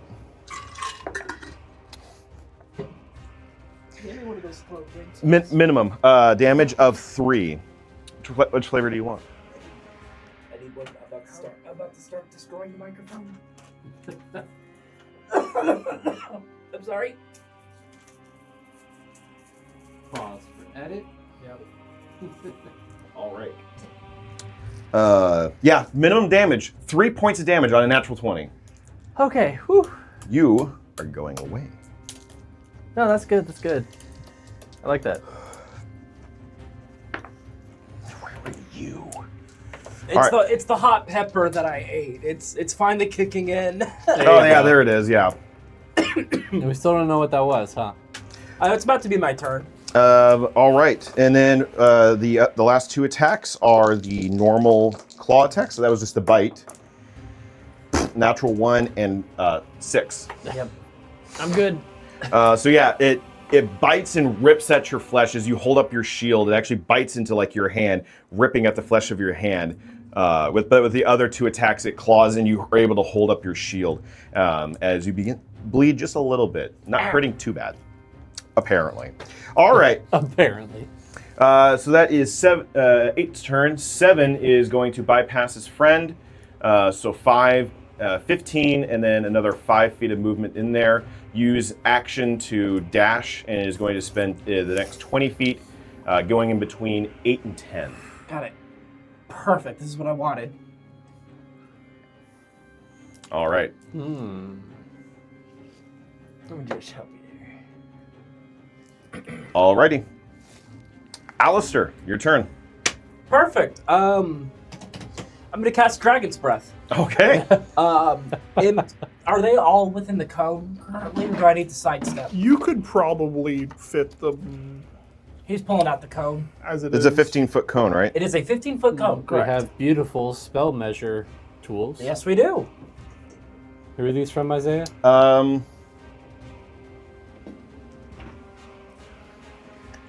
So I'd say from above, that would be hitting all three of them from my current position. This is from Arc Knight. Arc Knight. 5e spell effects from Arc Knight. You gotta pay us for that one, or we're gonna edit it out. So all three of them are within the cone from where I'm standing. All right. All three of them need to make a dexterity saving throw. All right. Number 8. Dex save. Yep. 4. Fail. -1 Fail. for 7. And for 10. All right, you're done. 0. That's awesome. They're all going to take 3d6 lightning damage. Okay. Can I have 2d6 from people? Not sure how that translates to lightning, other than your weird magic and how it works. Exactly. I know. That's that's Dragon's Breath by default. You get to choose the damage type when you cast it. But you have to eat a hot pepper as a spell component? Oh. Yeah, exactly. It doesn't say you have to eat it. I just think it's more fun that way. Interesting. You can choose. Huh. I think, well, so if you realize all Alistar D&D licks a battery. There you go. if you realize all D&D spells have some sort of like their components have a way of like It's related to what they're casting. Guano and Fireball. Each target will take 12 points of lightning damage. 12. All right. So starting with number 8. All right, and then number 7. You said 12, right? Correct. I know you're trying to help me with Moonbeam, but 10. I'll help you in another way. I was gonna just say they're pretty nicely. And a little, perfect area right there.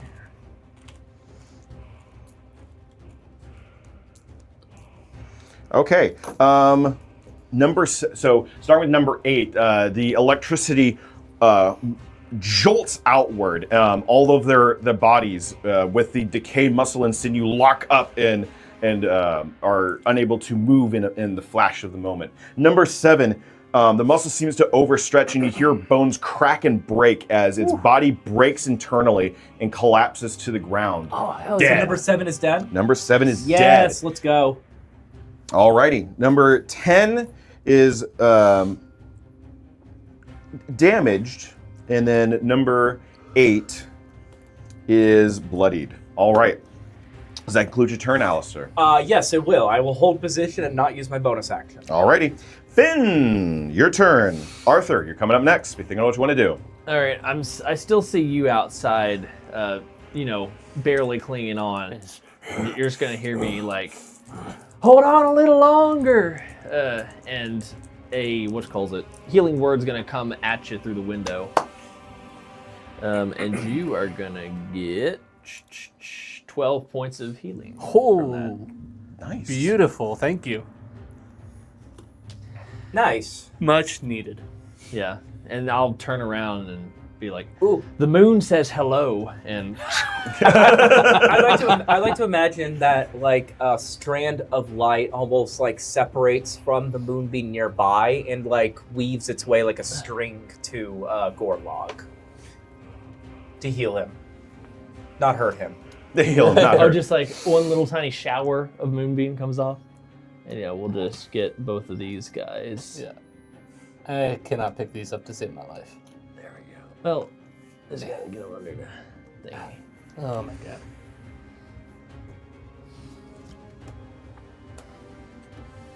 Okay, somebody else try. But yeah, they both need to make the con saves. Oh, yeah, Constitution saving throw. 15.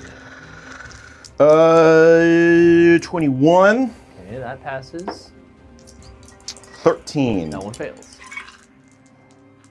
So that was 8 and 10. All right, and they take 10 points of damage.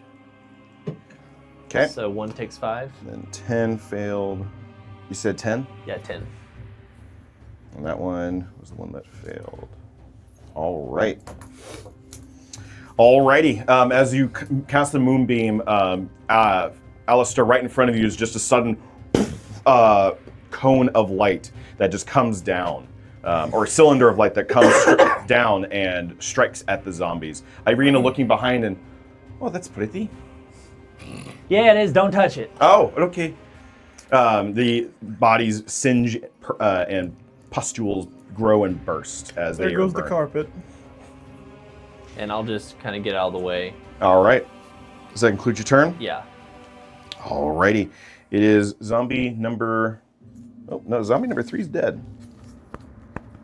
And then it goes to zombie number 1 and 2.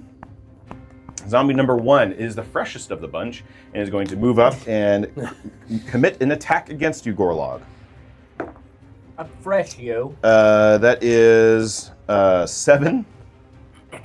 He deflects it with his bracer on his arm, All right. on his right arm. The bite does not hit. That is 9. Yeah, this time he grabs the zombie's face and like shoves it away. All right. But not before he gets a claw in and claws at your side as it rolled a natural 20. Jesus. God, you're rolling hot today. I am rolling really hot today. Got pack tactics or something? No, just they have multi-attack times 3. All right. Yeah, so the math 8. is just on his side. 9 points of slashing damage. 9 points. 9 points of slashing damage. Okay.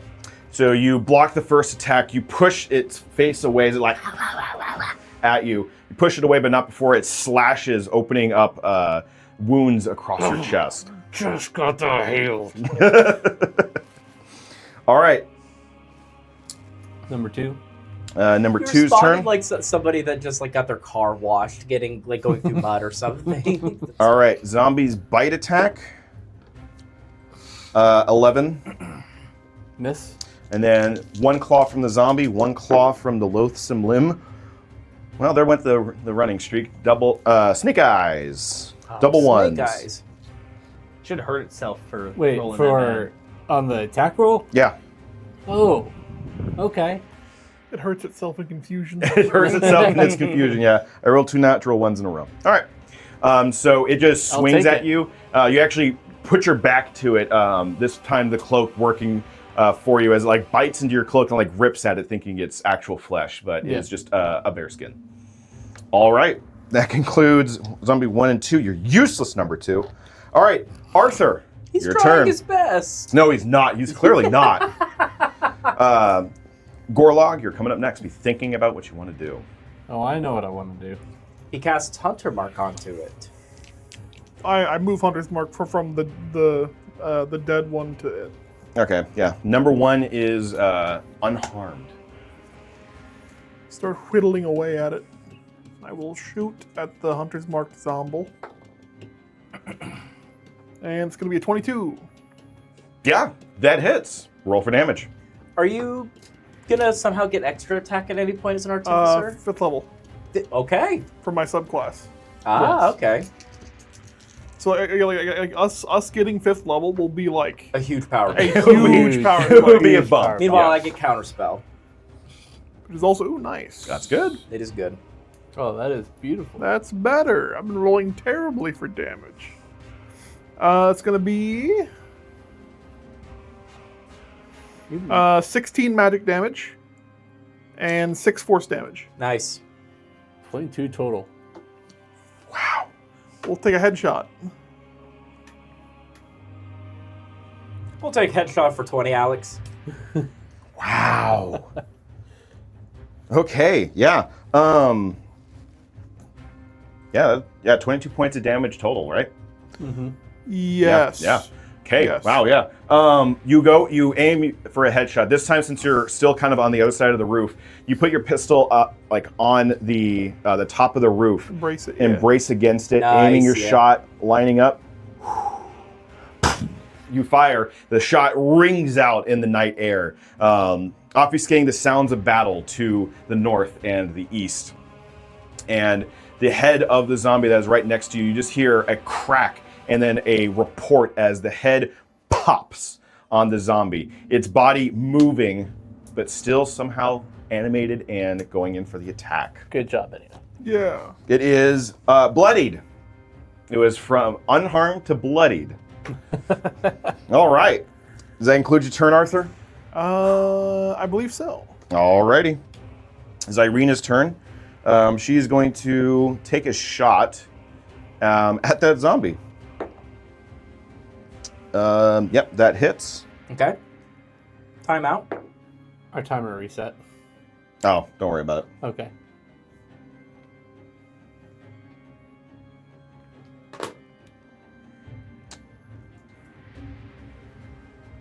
And that does it for that zombie.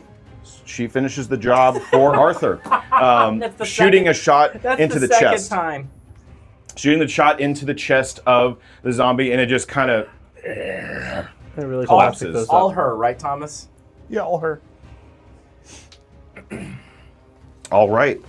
That is zombie 1 done.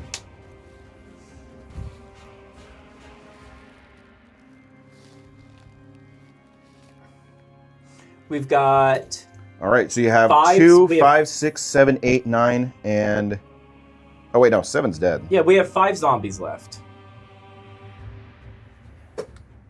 That I can. Six, I'm sorry, 2, 6. 5, 8, 10, and 6. All right, so yeah, I have 2, 5, 6, 8, 9, 10. Yep. 2, 5, 6, 8, 9, 10. I Yep. believe that's right. Cool. Alrighty.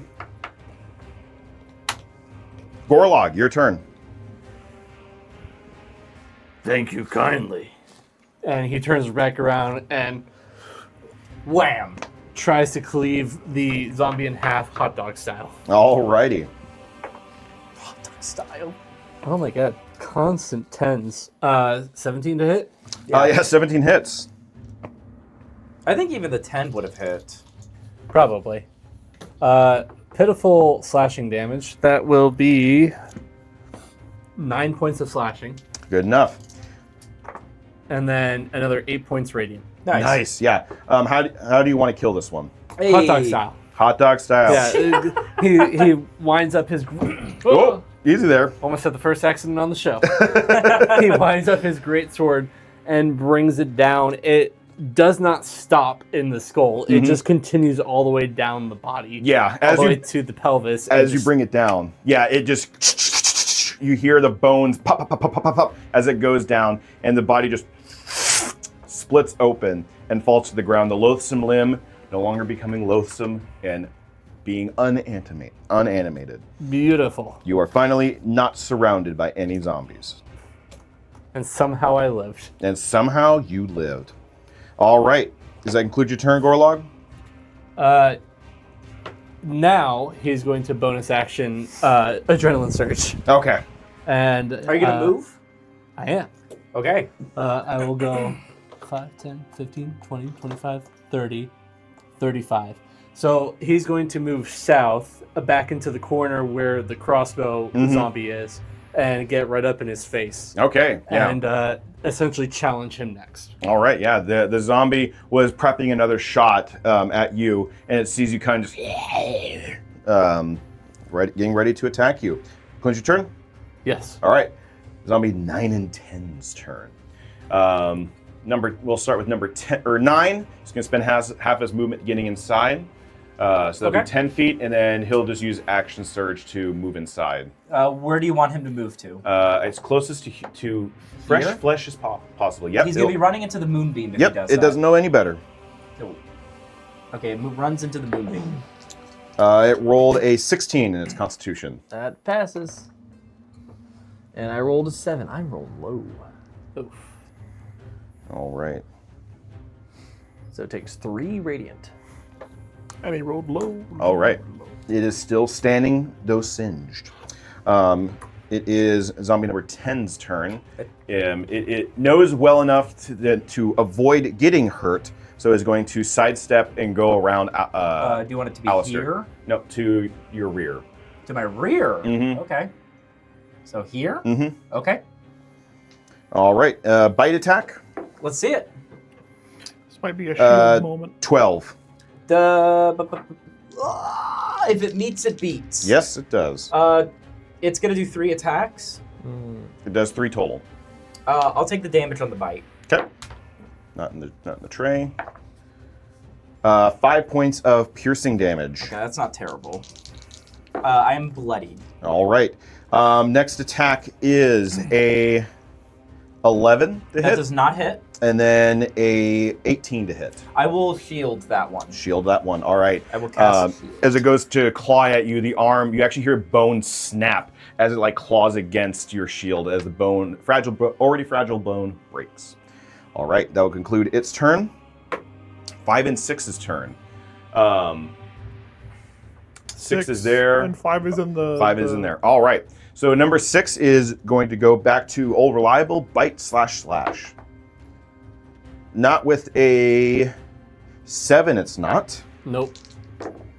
And then not with a 5, but with a 17. Does a 17 hit? 17 will hit. Alrighty. And Gorlog grabs the crossbow from the zombie and kind of like shoves it in its mouth for the first 2 bites. Okay, yeah. Does a 7 hit? Or I'm sorry, 7 points of damage. I'm sorry. 7. So, luckily nobody sees this because Gorlog goes unconscious. All right. No!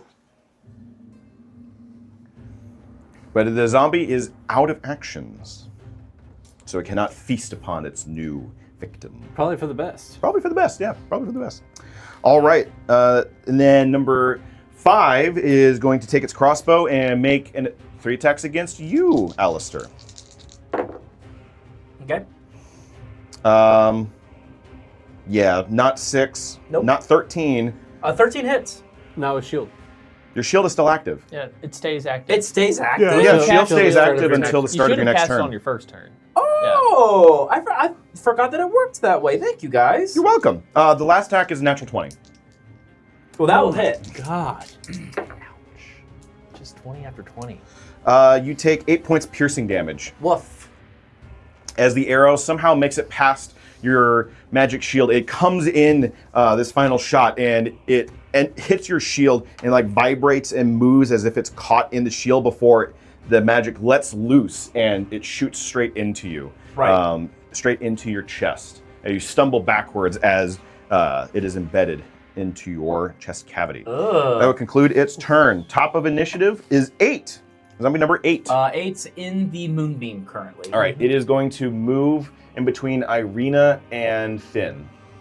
It's setting itself up for advantage is funny. All right, and who's it attacking? It is going to do a bite attack against Irina. Ooh, for Oh, no. A 19. Oof. Does that hit Irina? It does hit Irina. But only 2 points of damage against her. Yeah, that does hit her, unfortunately. And then it's going to do 2 claw attacks against you, Finn. For, wow, okay. 12 and 9. Nope. Okay. That concludes its turn. Alistar, your turn. Finn, you're coming out next. All right, let's see what we can do here. Man, they all kind of like spread out. I don't like that. How unfortunate for your AoE spells. I know. It's almost like they're a little too intelligent. Yeah. You could definitely hit those What two. are you talking about? They're avoiding getting damaged. The problem is that with the way I'm currently standing, is that on? Well, like It you is. just move that way a little bit, and you're fine.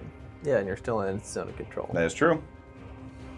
Yeah. There we go. Okay, so I'll sidestep a bit, Okay. and then I will, as a magic action, continue Dragon's Breath. So Dex saving throws for both number 9 and number 8. All right, Is Dragon's Breath concentration? number 9. It is. Oh, I was supposed to roll concentration. Yep. Checks. So 10. Because you didn't take anything more than that. But I got hit twice.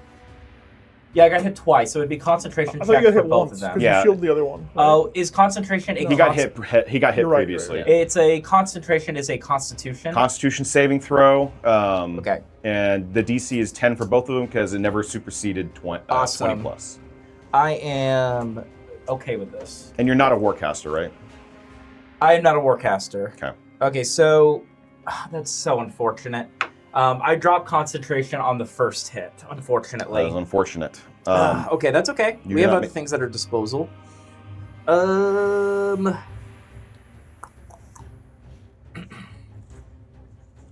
Honestly, I might just recast it. Sorry, guys. I should have paid attention to That's that. okay. That's okay. No worries. All That's good. the, We all make mistakes. that's the fun and also difficult part of being a wizard is you have so much to do. Mm-hmm.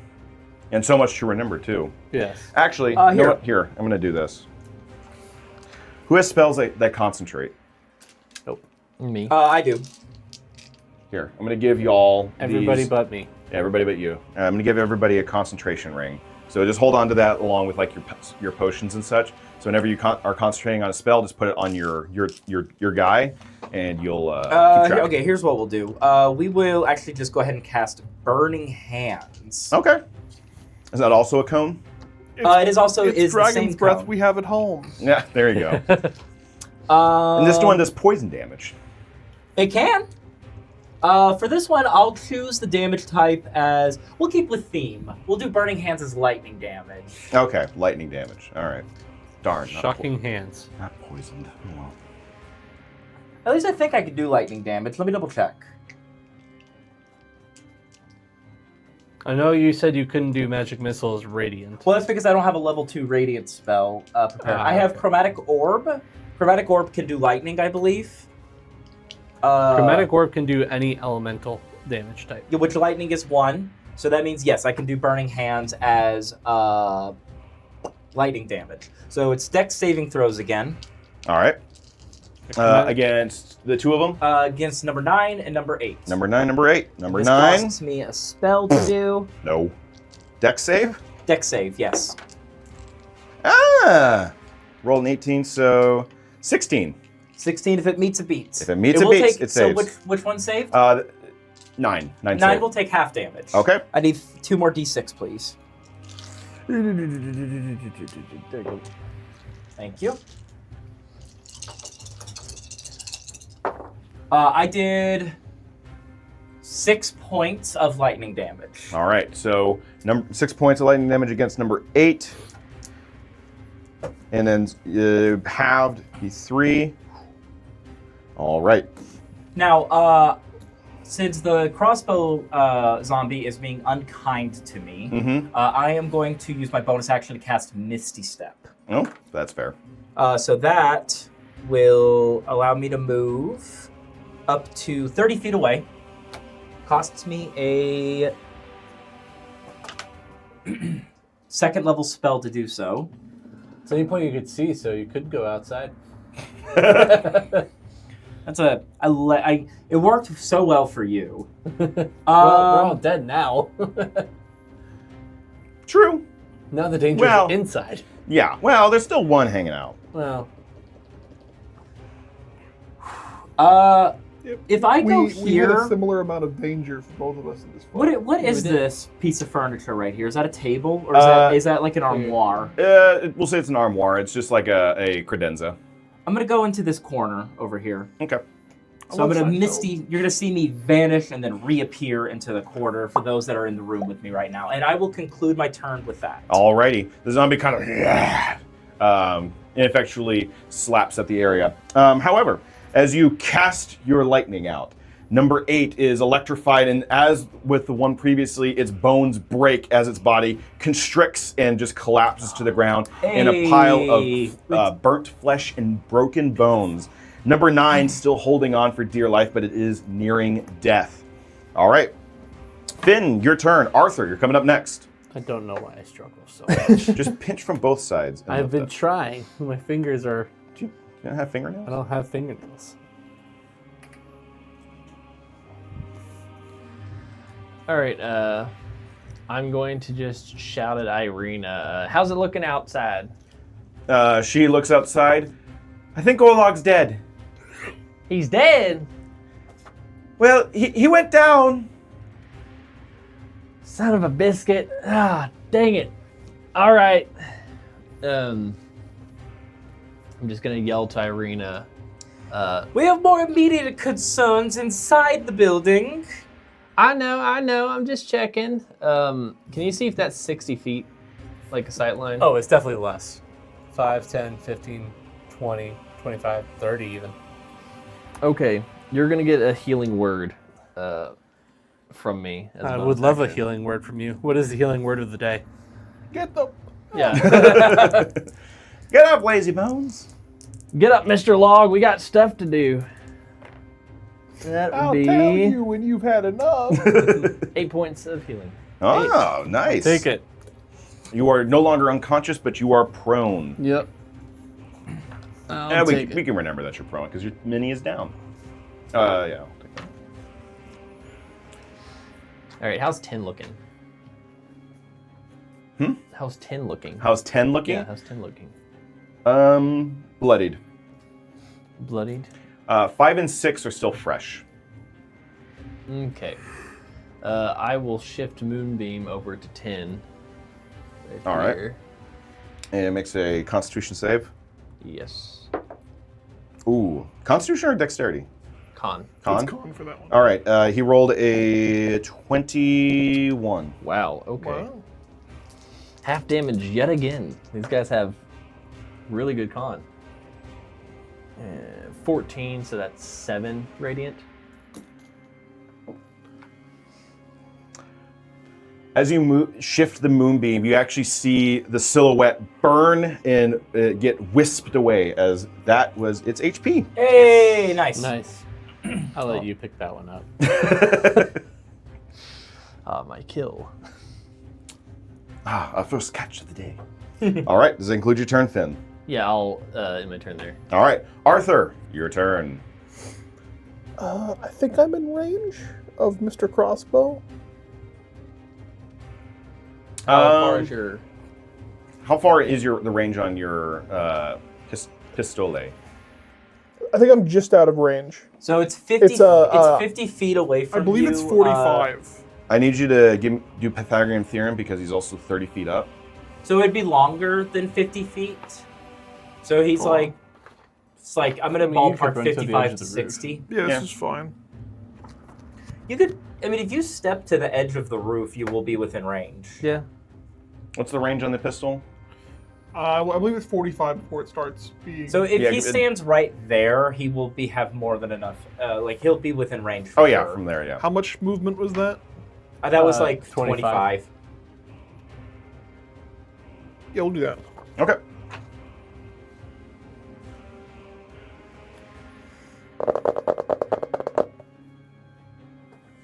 Marking him under your. Also, technically. Oh, you're concentrating on Hunter's Mark, right? Perfect. Because I'm not a ranger. Mm-hmm. I believe that's how that works. Yeah, Rangers don't concentrate on Hunter's Mark in the new Nope. edition. Yep, that's right. They amped up That's- Hunter's Mark for him. Makes sense. A 22. Yeah, that hits. Go ahead and roll damage. Wait a second. Magic shield. Why do I roll so poorly for damage? Oh, did you roll the? Oh, okay. Well, yeah, roll it. See, the thing is like he's not counting the amount of bonuses he's about to apply. Yeah. Oh, This, one's like this could be way more damage. It could. this is number 6, right? Yes. Yes. Can't quite read the number. All right. That's gonna be 14 magic damage Okay. and 1 force damage. Woo! Big numbers. It is now technically bloodied. Nice. All right. You I'm another technically crack. Pissed about it. Yeah, another shot rings out, Gorlog, as you're like, ugh. And you see the chest cavity take a bullet, an explosion of flesh as the temporal cavity explodes and implodes in a split second from the zombie. Good shot. After beginning my climb, or sorry, my After shooting the zombie, I'm going to begin climbing down the roof a little bit. He Okay. fell. Yeah. Wilhelm, insert the Wilhelm scream. So yeah, you just start walking down the wall. Correct. Because you can do that. Alrighty. That concludes your turn? Correct. Yes. All right. Irina can't really get a shot, so she is actually going to run up and run up to 9. Okay, I got it. Running up to 9. She's gonna pull out her longsword. Mm-hmm. Her red scarf blowing in the wind. She's inside. There's an inside wind. Blowing in the AC. All right. Just pans over and Finn has a wind machine. What dice? What Casting dice? gust of wind. Well, the moonbeam's making a slight breeze as it's coming down. Yeah. Because it tore a hole in the roof. Yeah. All right, Irina. All right. She rolled a 23, We're good. and it's a D10 for her longsword. Right? D10 longsword? Yeah, D10. I believe it's D10 if she's using both hands. Yeah, and she is using both hands. She does not have a shield. Oh, I'm sorry. No, she has an additional +3, so that would, or +2, because that would hit even more.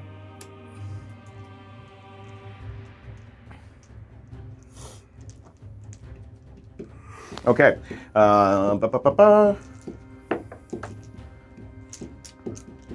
She rolls 12, so that's against number 9. 12 points of damage. Yeah, number 9. She runs up to it, unsheathing her sword and slashing across the zombie. The zombie immediately is cut in half, and as it is bisected, it collapses to the ground dead. Wow, 3 kills for Irina. Good for her, guys. Let's give Irina a hand. She's All right. Irina And kills Stiliana. Stiliana. so that's 1, 2. She is going to go behind the wall because she's not stupid and sees the crossbowman, and will stay out of range. All right. smart. Gorlog. Gorlog Bonecrafter. Is it an opportunity attack if I stand up? No. Okay, cool. He'll stand up. It's only if you leave. The zone of control. Yeah. Yeah. I told you I wasn't out of this yet. And he's going to swing with his great sword and try to decapitate the zombie. Alrighty. That will be a dirty 20. Dirty 20, a hitaroonies. Hit a Rooney. Slashing damage. That'll be 6 plus 5, 11 slashing. Okay, 11. And 7 radiant. Okay. 7 radiant and 11 slashing? Mhm. All right. As you go and decapitate, the head separates from the torso, but the head remains animated, and it's as if it's going to try and go to bite you. But the pulse of radiant energy singes the skull, burning off all of the flesh, and the flesh burns down to its clavicle, and the zombie collapses dead. The skull bouncing off your shoulder as if it was going to try and bite at you. All right, The one zombie left, is gentlemen. no more. Thank you for the assist, Arthur. Here's Hunter's Mark for you. Is this window busted in? Yeah. No, that one hasn't been No. broken through yet. Okay. The small one has. That one is on the by the chimney. 15. Gorlog is going to run toward the house looking for a quick entry in to see how he can help. All right. Because Yeah, the double window is closed. That single window to the south is open. Right. regardless of how injured he may be, he is one to just keep going. Yeah. Yep. Keep going. All right. Does that include your turn then? Yep. All right. It is the last zombie's turn. Yep. Last zombie's turn. Number 5. It is going to. It is going to run up to Irina because that is as far as it can go. So can somebody move Number it? 5 Yep. is? Oh, interesting. Okay. Yeah, that should be 20 feet of movement. Correct. What is it right here? Yeah, it's 20 feet. 5, 10. Yep. All right, bite attack against Irina.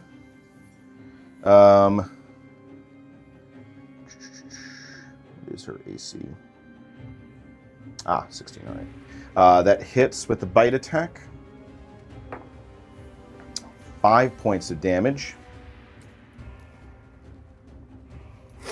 And then the 2 slashings both miss. All right. Irina is holding up her sword. She goes to block, but overcorrects, and the zombie bites into her arm and rips some of the flesh off of her arm, and she yells out in pain, "Ah!" All right, that concludes its turn. Alistar, your turn. Finn, you're coming up next. What was the state of this zombie again? Is it bloodied, I believe? No, this one has actually been unhurt. This one's been unhurt? Mhm. Oh, yeah, it's the crossbow one, eh? Yep. Oh, fun. What can I do to it, then? I could do that, but I don't think there's a need to. Let us...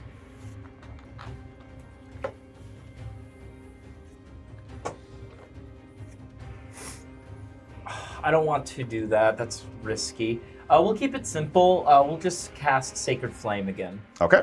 So that is a, I believe, Dex saving throw once again. Let me check. Yep, Dexterity saving throw. Natural 20. Fuck. Or excuse my French. Frick. Yeah, that's gonna save, unfortunately. All right. I will...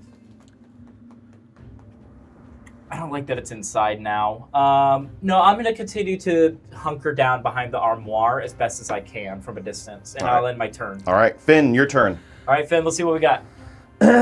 All right. How hurt are you looking? I am very hurt, but don't worry about me. Please worry about Irina. All right. She hasn't taken much damage, has she? She is injured. I would just focus on kill. Okay. Kill, kill, kill. Well, I'm not going to ice knife because that'll not be good for her. Haley. Yeah. So I'm going to just do old tried and true of keep moving my moonbeam around. All right, all tried and true. Your favorite spell. It just works, okay? All right, I'm gonna use the dice that I got that natural 20 with. Constitution saving throw, right? Yep. Dirty 20. Okay. Takes half damage still. I just need to roll a 20. Okay. That's 11, so it takes 5 damage. Yep. All right. And then... do I want to throw some healing her way? That's the question. If she's just injured, no. I would save it until, like, I don't think she's going to go down in one turn. I'll yell at her brother across the room who's been just staring at a door. For narrative purposes, he is currently in combat with other zombies. Okay. Yeah. We Him and all the we guards. can't see the zombies, but they're there. They are there for narrative Then- purposes. Are the zombies in the room with us now? Then I will end my turn there. Alrighty. Arthur, your turn. Gorlog, you're coming up next. Okay, I will firmly grasp it, and I will kind of like shift to like the other face of the building, and I will move down towards the window that I now see was broken. Yeah. And I will peer inside. Yeah, I'll say with your movement, you're able to get down, and you're standing like at the windowsill and looking in.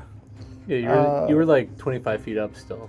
And I will take a shot at the remaining Zambo. Upside down, like as if you were rappelling down. You take a shot upside down. Going back to the Rainbow Six Siege days. Yep. Hold on, bonus action. I still Yeah. play that game. Yeet.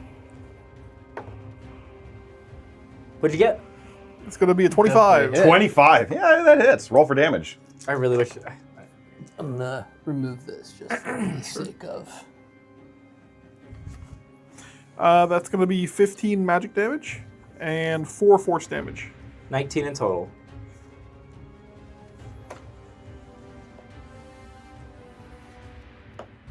All right. It still stands. The shot rings out, this time louder to you as it's next to you, Gorlog. But the bullet rips across the room. It passes through the body of the zombie and impacting the wall next to you, Alistar, in a splintering of wood. Oh the my zombie is haggard and stumbling, but it's still holding on. You hear a guard on the north side. Ah! Technically, because it's repeating shot, the projectiles are magic. Once it like passes through it or like hits the enemy, the shot disappears. Oh, okay. No over penetration. Awesome. Until he modifies the pistol later. Well, until he uses the actual lead, but we're not going to worry about real life rules like that. We're already in a fantasy world. All right, does that include your turn? Yes. All right. It's Irina's turn. Take it away, Irina. Come on, Irina. She rolled Your a night, Irina. She rolled a 19. Oh. So that's plus Bye-bye. 2, 4, 3. So that's a plus 7. So that would be a 26. That hits. Respectable. Goes for the longest sword.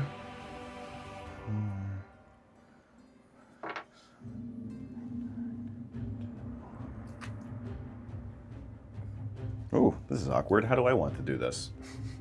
Did you kill the fourth Yeah, zombie? I did. That's so. I did. That's four zombies that Thomas set up for Irina, and Irina finished off. It's a tag team. It's a tag team. It's tag team effort. Yeah. That's so funny. So finishing off this battle, Irina comes in with her sword and rams it through, shouldering it, sending it sprawling backwards. The back of it shatters and the bones and body breaks apart against the door frame. And that will conclude it. That will conclude this combat. The zombies with the other guards are repelled. Thanks to all of your strategizing and preparing ahead of time, the zombie attack, the undead attack, is no more. And you are free for the rest of the night. And that's also where we'll finish tonight's session. Woo! Well, We did it. We Ooh, did that was it. a bad I would like to thank everybody for watching. We'll close that on tonight's chapter. We'll see you at the table next time. Safe travels out, everyone. Bye. Bye.